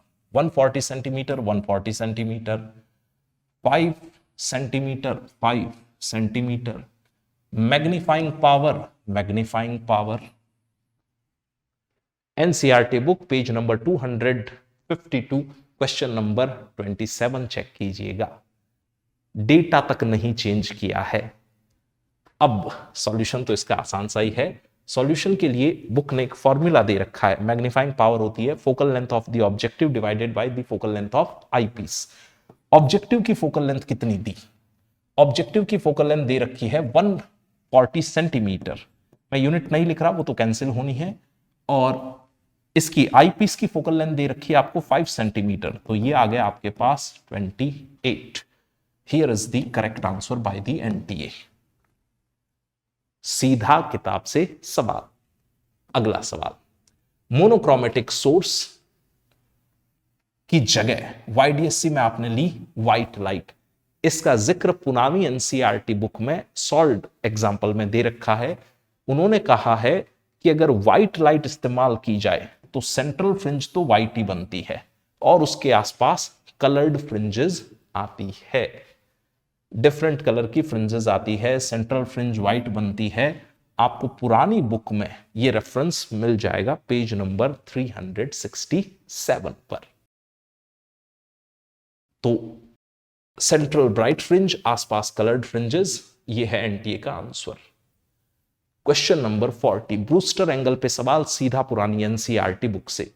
लाइट ग्लास सरफेस पर भेजी गई तो बुक कहती है कि जो रिफ्लेक्टेड वेव है that is completely polarised, totally polarised, 100% polarised.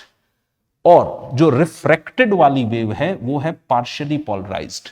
पुरानी एनसीईआरटी बुक चेक कीजिएगा, पेज नंबर 380 एंड 381 आपको वहां रेफरेंस मिल जाएगा।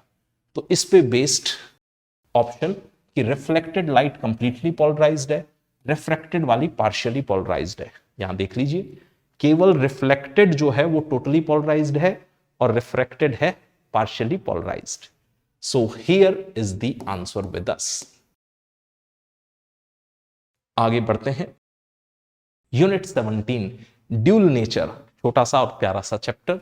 इस चैप्टर में हमारे पास दो सवाल आए हैं। एक सवाल आया है पार्टिकल नेचर ऑफ लाइट पर, ये एनसीईआरटी के स्टेटमेंट ही सीधे पेपर में आ गए थे, और ये सवाल आया है ग्राफ पर। इस क्वेश्चन का रेफरेंस आपको मिलेगा पेज नंबर 283। एनसीईआरटी के जो स्टेटमेंट है आप चाहें तो मैच करवा लें। Energy of the photon, energy of the photon ये रहा, मोमेंटम ऑफ द फोटोन ये रहा, स्पीड ऑफ द फोटोन सी है वैक्यूम में ये रहा। हाँ, बस थोड़ा सा वेलोसिटी की बजाय यहां वर्ड स्पीड डालते तो बेहतर होता। वेलोसिटी वेक्टर क्वांटिटी डायरेक्शन का सेंस देना पड़ता है, पर बच्चों नीट में कुछ चीजें आपको अपनी समझ से भी करनी पड़ेगी, है ना। पेपर में मार्क्स लाने हैं आपको, तो कुछ चीजें क्लैरिटी आपको होनी चाहिए कि भाई इनके कहने का सेंस क्या था। तो एबीसी तो सही है। एबीसी सही किसमें है? अरे एबीसी सही तो एक में ही है, आंसर तो आ ही गया। ये कह रहे हैं कि फोटोन पे पॉजिटिव चार्ज, ये तो बहुत ही गलत बात है। फोटोन तो इलेक्ट्रिकली न्यूट्रल है, किताब ने बोला है। ओके, अगर फोटोन पार्टिकल का कॉलिजन होता है, फोटोन पार्टिकल के कॉलिजन में बुक का कहना है कि टोटल एनर्जी और मोमेंटम कंजर्व रहा। ये जरा चेक कीजिए तो, टोटल एनर्जी और मोमेंटम कंजर्व रहता है ना। तो आ गया answer ABCD। Question number 42, simple सा सवाल था, ग्राफ पूछा है, रेफरेंस मिलेगा आपको पुरानी एनसीईआरटी बुक के अंदर। पेज नंबर 400 पर लैम्डा और के में रिलेशन दे रखा है। ये के ही ई है, ये के ही ई है। इन्होंने जो एनर्जी दी है यहां वो काइनेटिक एनर्जी से दे रखी है। तो सबसे पहले तो स्क्वायर किया जाए, क्योंकि ग्राफ में स्क्वायर देखने को मिल रहा है। तो मुझे लिखना चाहिए lambda square proportional to 1/k, या इसी बात को आप लिख सकते हैं lambda square proportional to 1/e। के ही ई है, ठीक। Lambda square proportional to 1/e। आप देखें तो y एक्सिस पे हमें चाहिए 1/λ स्क्वायर। तो एक काम करते हैं, 1/λ स्क्वायर इज प्रोपोर्शनल टू, क्या लिखा जाए भाई, e। आप इसे ऐसा ट्रीट करें कि दिस टर्म इज y, ये पूरी टर्म y की तरह ट्रीट की जाए, ये पूरी टर्म आप x की तरह ट्रीट करें। तो y proportional to x, graph आएगा straight line passing through the origin, यानी कि y proportional to x, straight line passing through the origin. ये रहा एनटी का आंसर। पुरानी बुक से था ये सवाल। एटम पर एक हाइड्रोजन का जो स्पेक्ट्रम था उस पे एक सवाल था, आसान था सवाल, और रेडियो एक्टिविटी पर भी एक सवाल। इस सवाल के अंदर इन्होंने हाइड्रोजन स्पेक्ट्रम दे रखा है और इसमें ट्रांजिशन की चर्चा की है कि 6-2, 5-2, 4-2, 3-2 वेवलेंथ भी दे रखी है। एनसीईआरटी बुक में इसका एक डायग्राम दे रखा है। इन ट्रांजिशंस को अगर आप यहां बनाते तो जैसे मान लीजिए 6-2 वाला ट्रांजिशन, एक और ट्रांजिशन लेते हैं अपन 5 से 2, एक और ट्रांजिशन लेते हैं इसके बाद 4 से 2, then we have another transition 3-2। अब इसमें एक बड़ी शानदार ट्रिक है, अगर आपको वो आती है तो आपको ये कैलकुलेशन करनी ही नहीं है, पेन भी नहीं चलाना था इस सवाल में। कैसे? आप जानते हैं energy is equal to hc/λ। तो जहां लैम्डा सबसे कम है, यहां देखिए 410 वाला ये जो डेटा दिख रहा है ये सबसे कम लैम्डा है। लैम्डा अगर सबसे कम है तो उस फोटोन की एनर्जी होगी सबसे ज्यादा। लैम्डा सबसे कम, फोटोन की एनर्जी सबसे ज्यादा। तो सबसे कम लैम्डा दिखा मुझे ये वाला, इस फोटोन की एनर्जी होगी सबसे ज्यादा। अब सबसे ज्यादा एनर्जी का फोटोन क्या आपको यहां से यहां दिख रहा है? 6 से 2, चेक कर लीजिए, ये एनर्जी गैप सबसे बड़ा है, यानी कि ये वाला लेमडा रिलेट कौन से ट्रांजिशन से होना चाहिए? सबसे छोटा लेमडा रिलेट होगा सबसे ज्यादा एनर्जी वाले फोटोन से। इस ट्रांजिशन को मैप करवाइए, यानी कि डी और 1 मैच करने चाहिए। डी और 1 कितने ऑप्शन में मैच कर रहे हैं? डी और 1 एक ही ऑप्शन में मैच कर रहे हैं। This is the answer. बड़ा ही शानदार सवाल। अगर आपको यह बात याद थी कि लैम्डा जिसमें सबसे कम फोटोन की एनर्जी उसमें सबसे ज्यादा, इससे अगर को रिलेट करते तो कैलकुलेशन की जरूरत ही नहीं थी। तो अगर स्पेक्ट्रम का ऐसा सवाल आए तो you can use this trick. ये था आंसर। आगे बढ़े। एक सवाल रेडियो एक्टिविटी का आ गया था, तो इसका सोर्स एनसीईआरटी बुक ने दे रखा है। कैलकुलेशन शुरू करें। इसमें बस नंबर ही बैलेंस कराने हैं। आपके पास यहां था 82x290, इससे निकला एक अल्फा पार्टिकल और ये बना डॉटर न्यूक्लियाई। तो अल्फा पार्टिकल बुक के अकॉर्डिंग मैंने लिखा 2 हीलियम 4 और डॉटर न्यूक्लियाई जो वाई बना उसके नंबर्स बैलेंस कराते हैं। यहां 82 है तो यहां भी टोटल सम 82 आना था, यानी कि दिस शुड बी 80। यहां 290 है तो यहां भी टोटल सम 290 आना था, यानी कि दिस शुड बी 286। बन गया मामला। अगली कैलकुलेशन। अब इस y के लिए अलग से कंप्यूटेशन है, तो y के लिए ये लिखा 80y 286। इससे कोई +1 E0 का एमिशन हुआ और Z वाले न्यूक्लियस का हिसाब किताब लगाएं। यहां 80 है तो इधर भी 80 होना चाहिए, यानी कि दिस नंबर शुड बी 79। यहां 286 तो ऊपर भी होना था 286। अब Z से आगे और सीरीज, तो आगे बढ़ते हैं। 79Z 286 जो था उसने एमिट किया -1 E0 प्लस P का अरेंजमेंट करते हैं नंबर्स का। तो यहां -1 है तो क्या यहां पर आपको 80 रख देना चाहिए? 80 -1 तो 79 और यहां नंबर आ गया भाई 286 प्लस 0 मिलके 286। नंबर्स ही बैलेंस करने हैं इनमें। तो अब P के बाद आगे Q का अरेंजमेंट करना है, तो चलिए नंबर्स वहां लिखते हैं।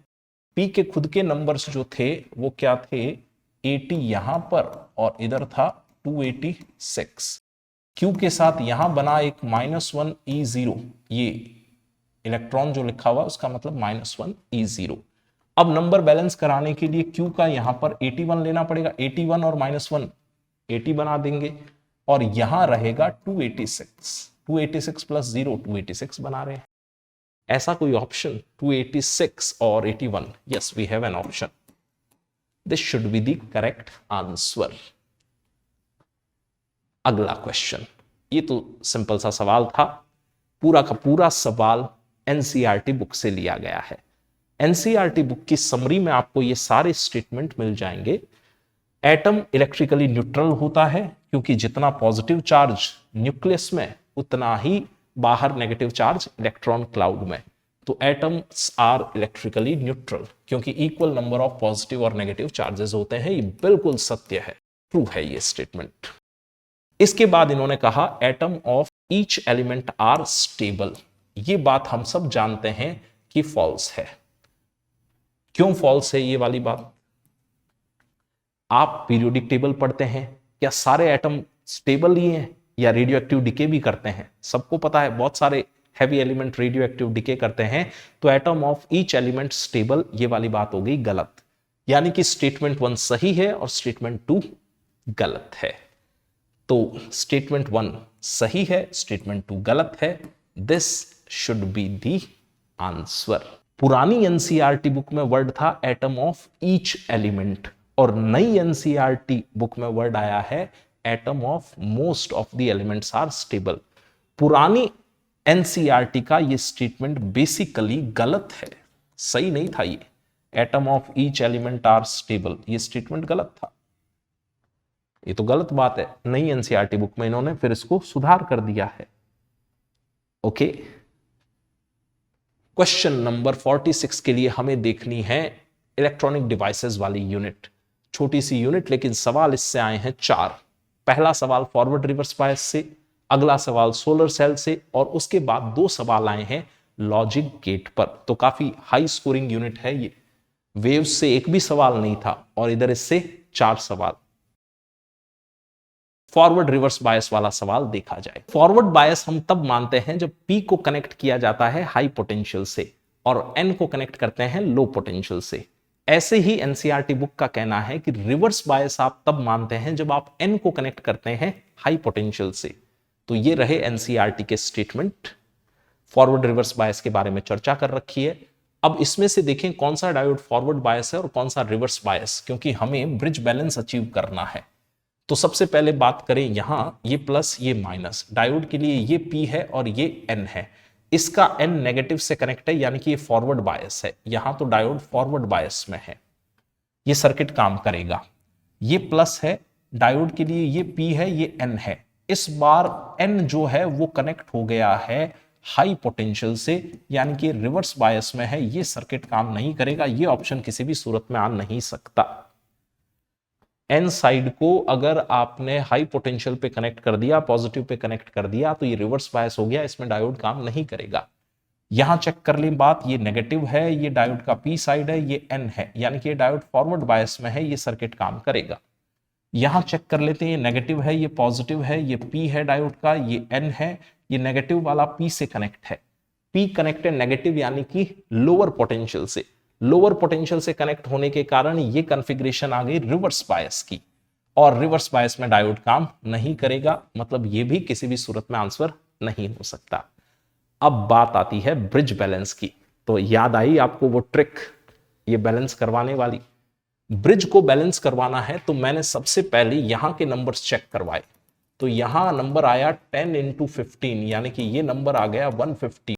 ब्रिज बैलेंस होने के लिए इधर भी जो रिजल्टेंट आना चाहिए वो कितना आना चाहिए, 150।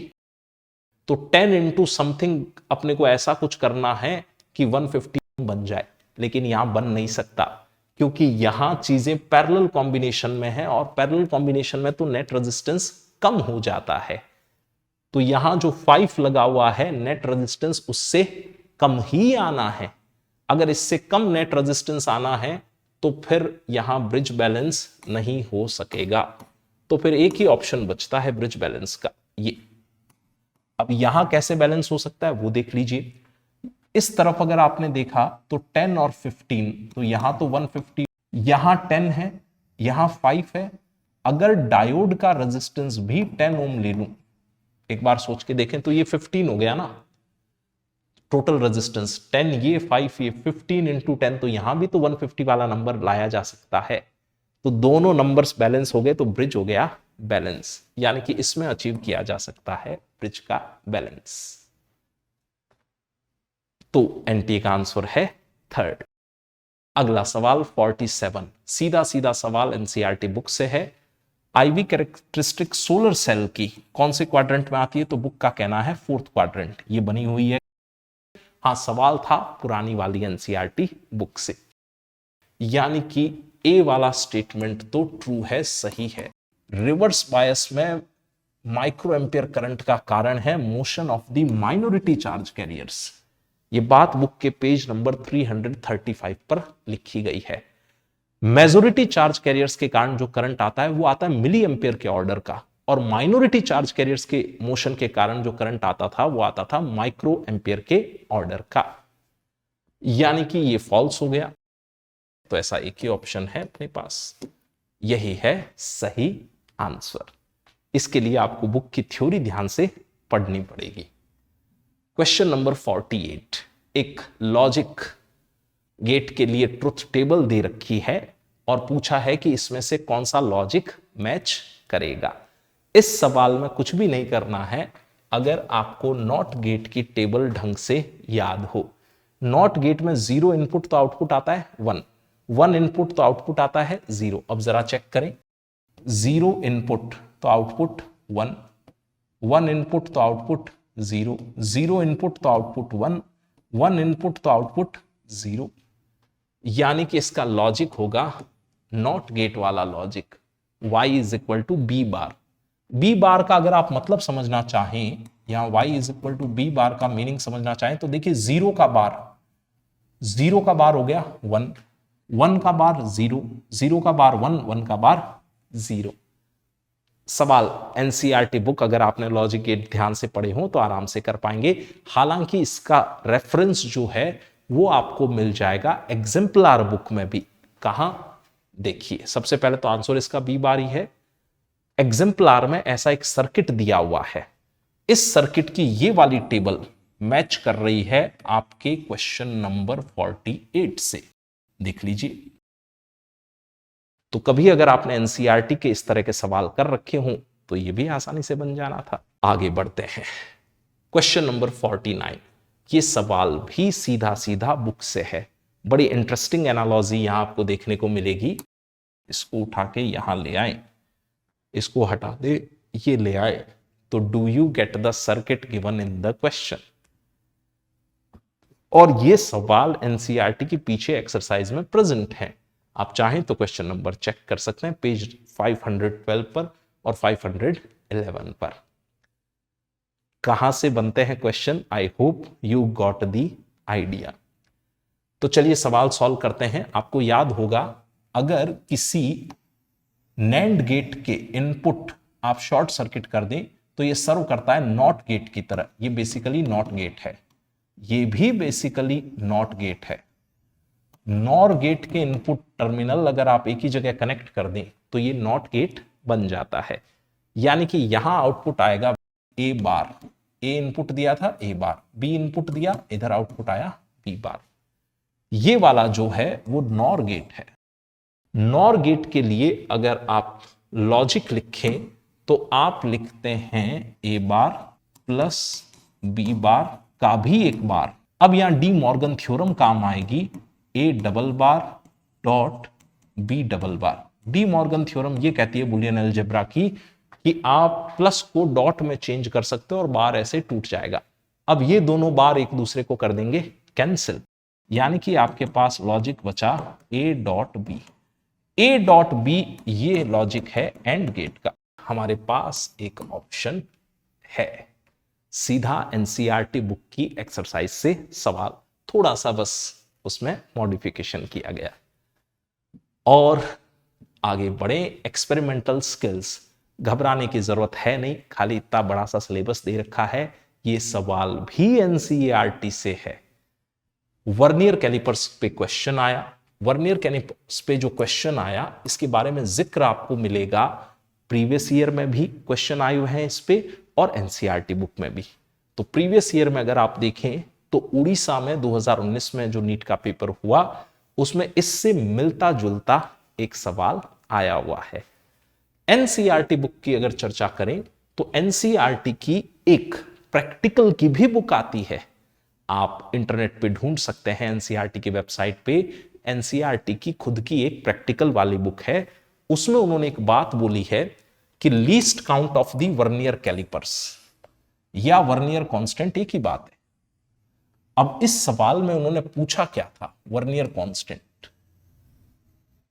ये बात अगर किसी ने प्रैक्टिकल कर रखे हैं या एनसीईआरटी की वो प्रैक्टिकल वाली बुक देख रखी है तो उसको याद आ जाएगी। लीस्ट काउंट और वर्नियर कांस्टेंट एक ही बात है। एग्री? सॉल्व कैसे किया है? ये रहा vernier constant 1 mean scale division minus 1 vernier scale division. इस फॉर्मूले से आंसर आने वाला है। मैं आपको कैलकुलेशन भी सिखा देता हूं इस क्वेश्चन की। अगले पेज पर आते हैं। उसके लिए हमारे पास n+1 वर्नियर स्केल डिवीजन है। तो अगर पीछे वाले फॉर्मूलाज को यूज करें तो n+1 वर्नियर स्केल डिवीजन ये लिख लिए हमने। वर्नियर स्केल डिवीजन को VSD लिख रहा हूं। n division of main scale से ये मैच करते हैं। एक अगला डेटा ये है n division of main scale. इनको मैं लिख रहा हूं MS Dhoni is equal to n MS Dhoni, n main scale division. अगर यहां से सॉल्व करें अपन तो 1 vernier scale division is equal to n by n+1 main scale division. इसको आप उधर ले गए शिफ्ट करके। लीस्ट काउंट या वर्नियर कांस्टेंट दोनों एक ही बात है। ये होता है 1 MSD minus 1 VSD। 1 MSD minus 1 VSD। VSD का डेटा रख देते हैं 1 MSD माइनस 1 VSD अपने पास कितना था, n/n+1 MSD। क्या ये चीज क्लियर है सबको? इसमें से MSD कॉमन ले लिया तो 1 - n/n+1 MSD तो बचा। इसको थोड़ा एलसीएम लेके सॉल्व कर लिया। जब आपने इसको एलसीएम लेके सॉल्व किया तो ये बचा n/n+1 MSD। अब MSD दिया कितना? तो उन्होंने MSD दिया 0.1 mm, पर डेटा किसमें पूछा है? सेंटीमीटर में। तो यहां दिया था 0.1 mm। एग्री? इसको आपको किसमें कन्वर्ट करना है? सेंटीमीटर में। अगर आपको डायरेक्ट बात समझ में आती है तो बहुत अच्छी बात है, नहीं तो मैं आपको अलग से कैलकुलेशन करके दिखा देता हूं ये वाली। कैसे? यहां देखिए, हमारे पास है 0.1 मिलीमीटर। तो क्या आप इसको ऐसा लिख सकते हैं 0.1 इंटू 10⁻³ मीटर।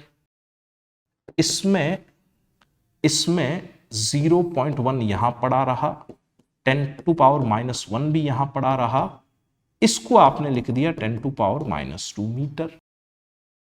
अब जरा ध्यान दीजिएगा, ये आपने लिख दिया 1/10 और ये भी आपने लिख दिया 1/10 और ये आपने लिख दिया सेंटीमीटर।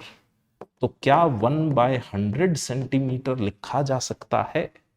वही तो लिखा है। अब ऐसा कौन सा ऑप्शन? ये रहा।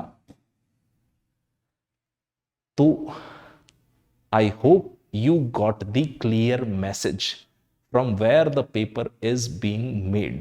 The majority source of your NEET 2024 physics paper is the NCERT textbook.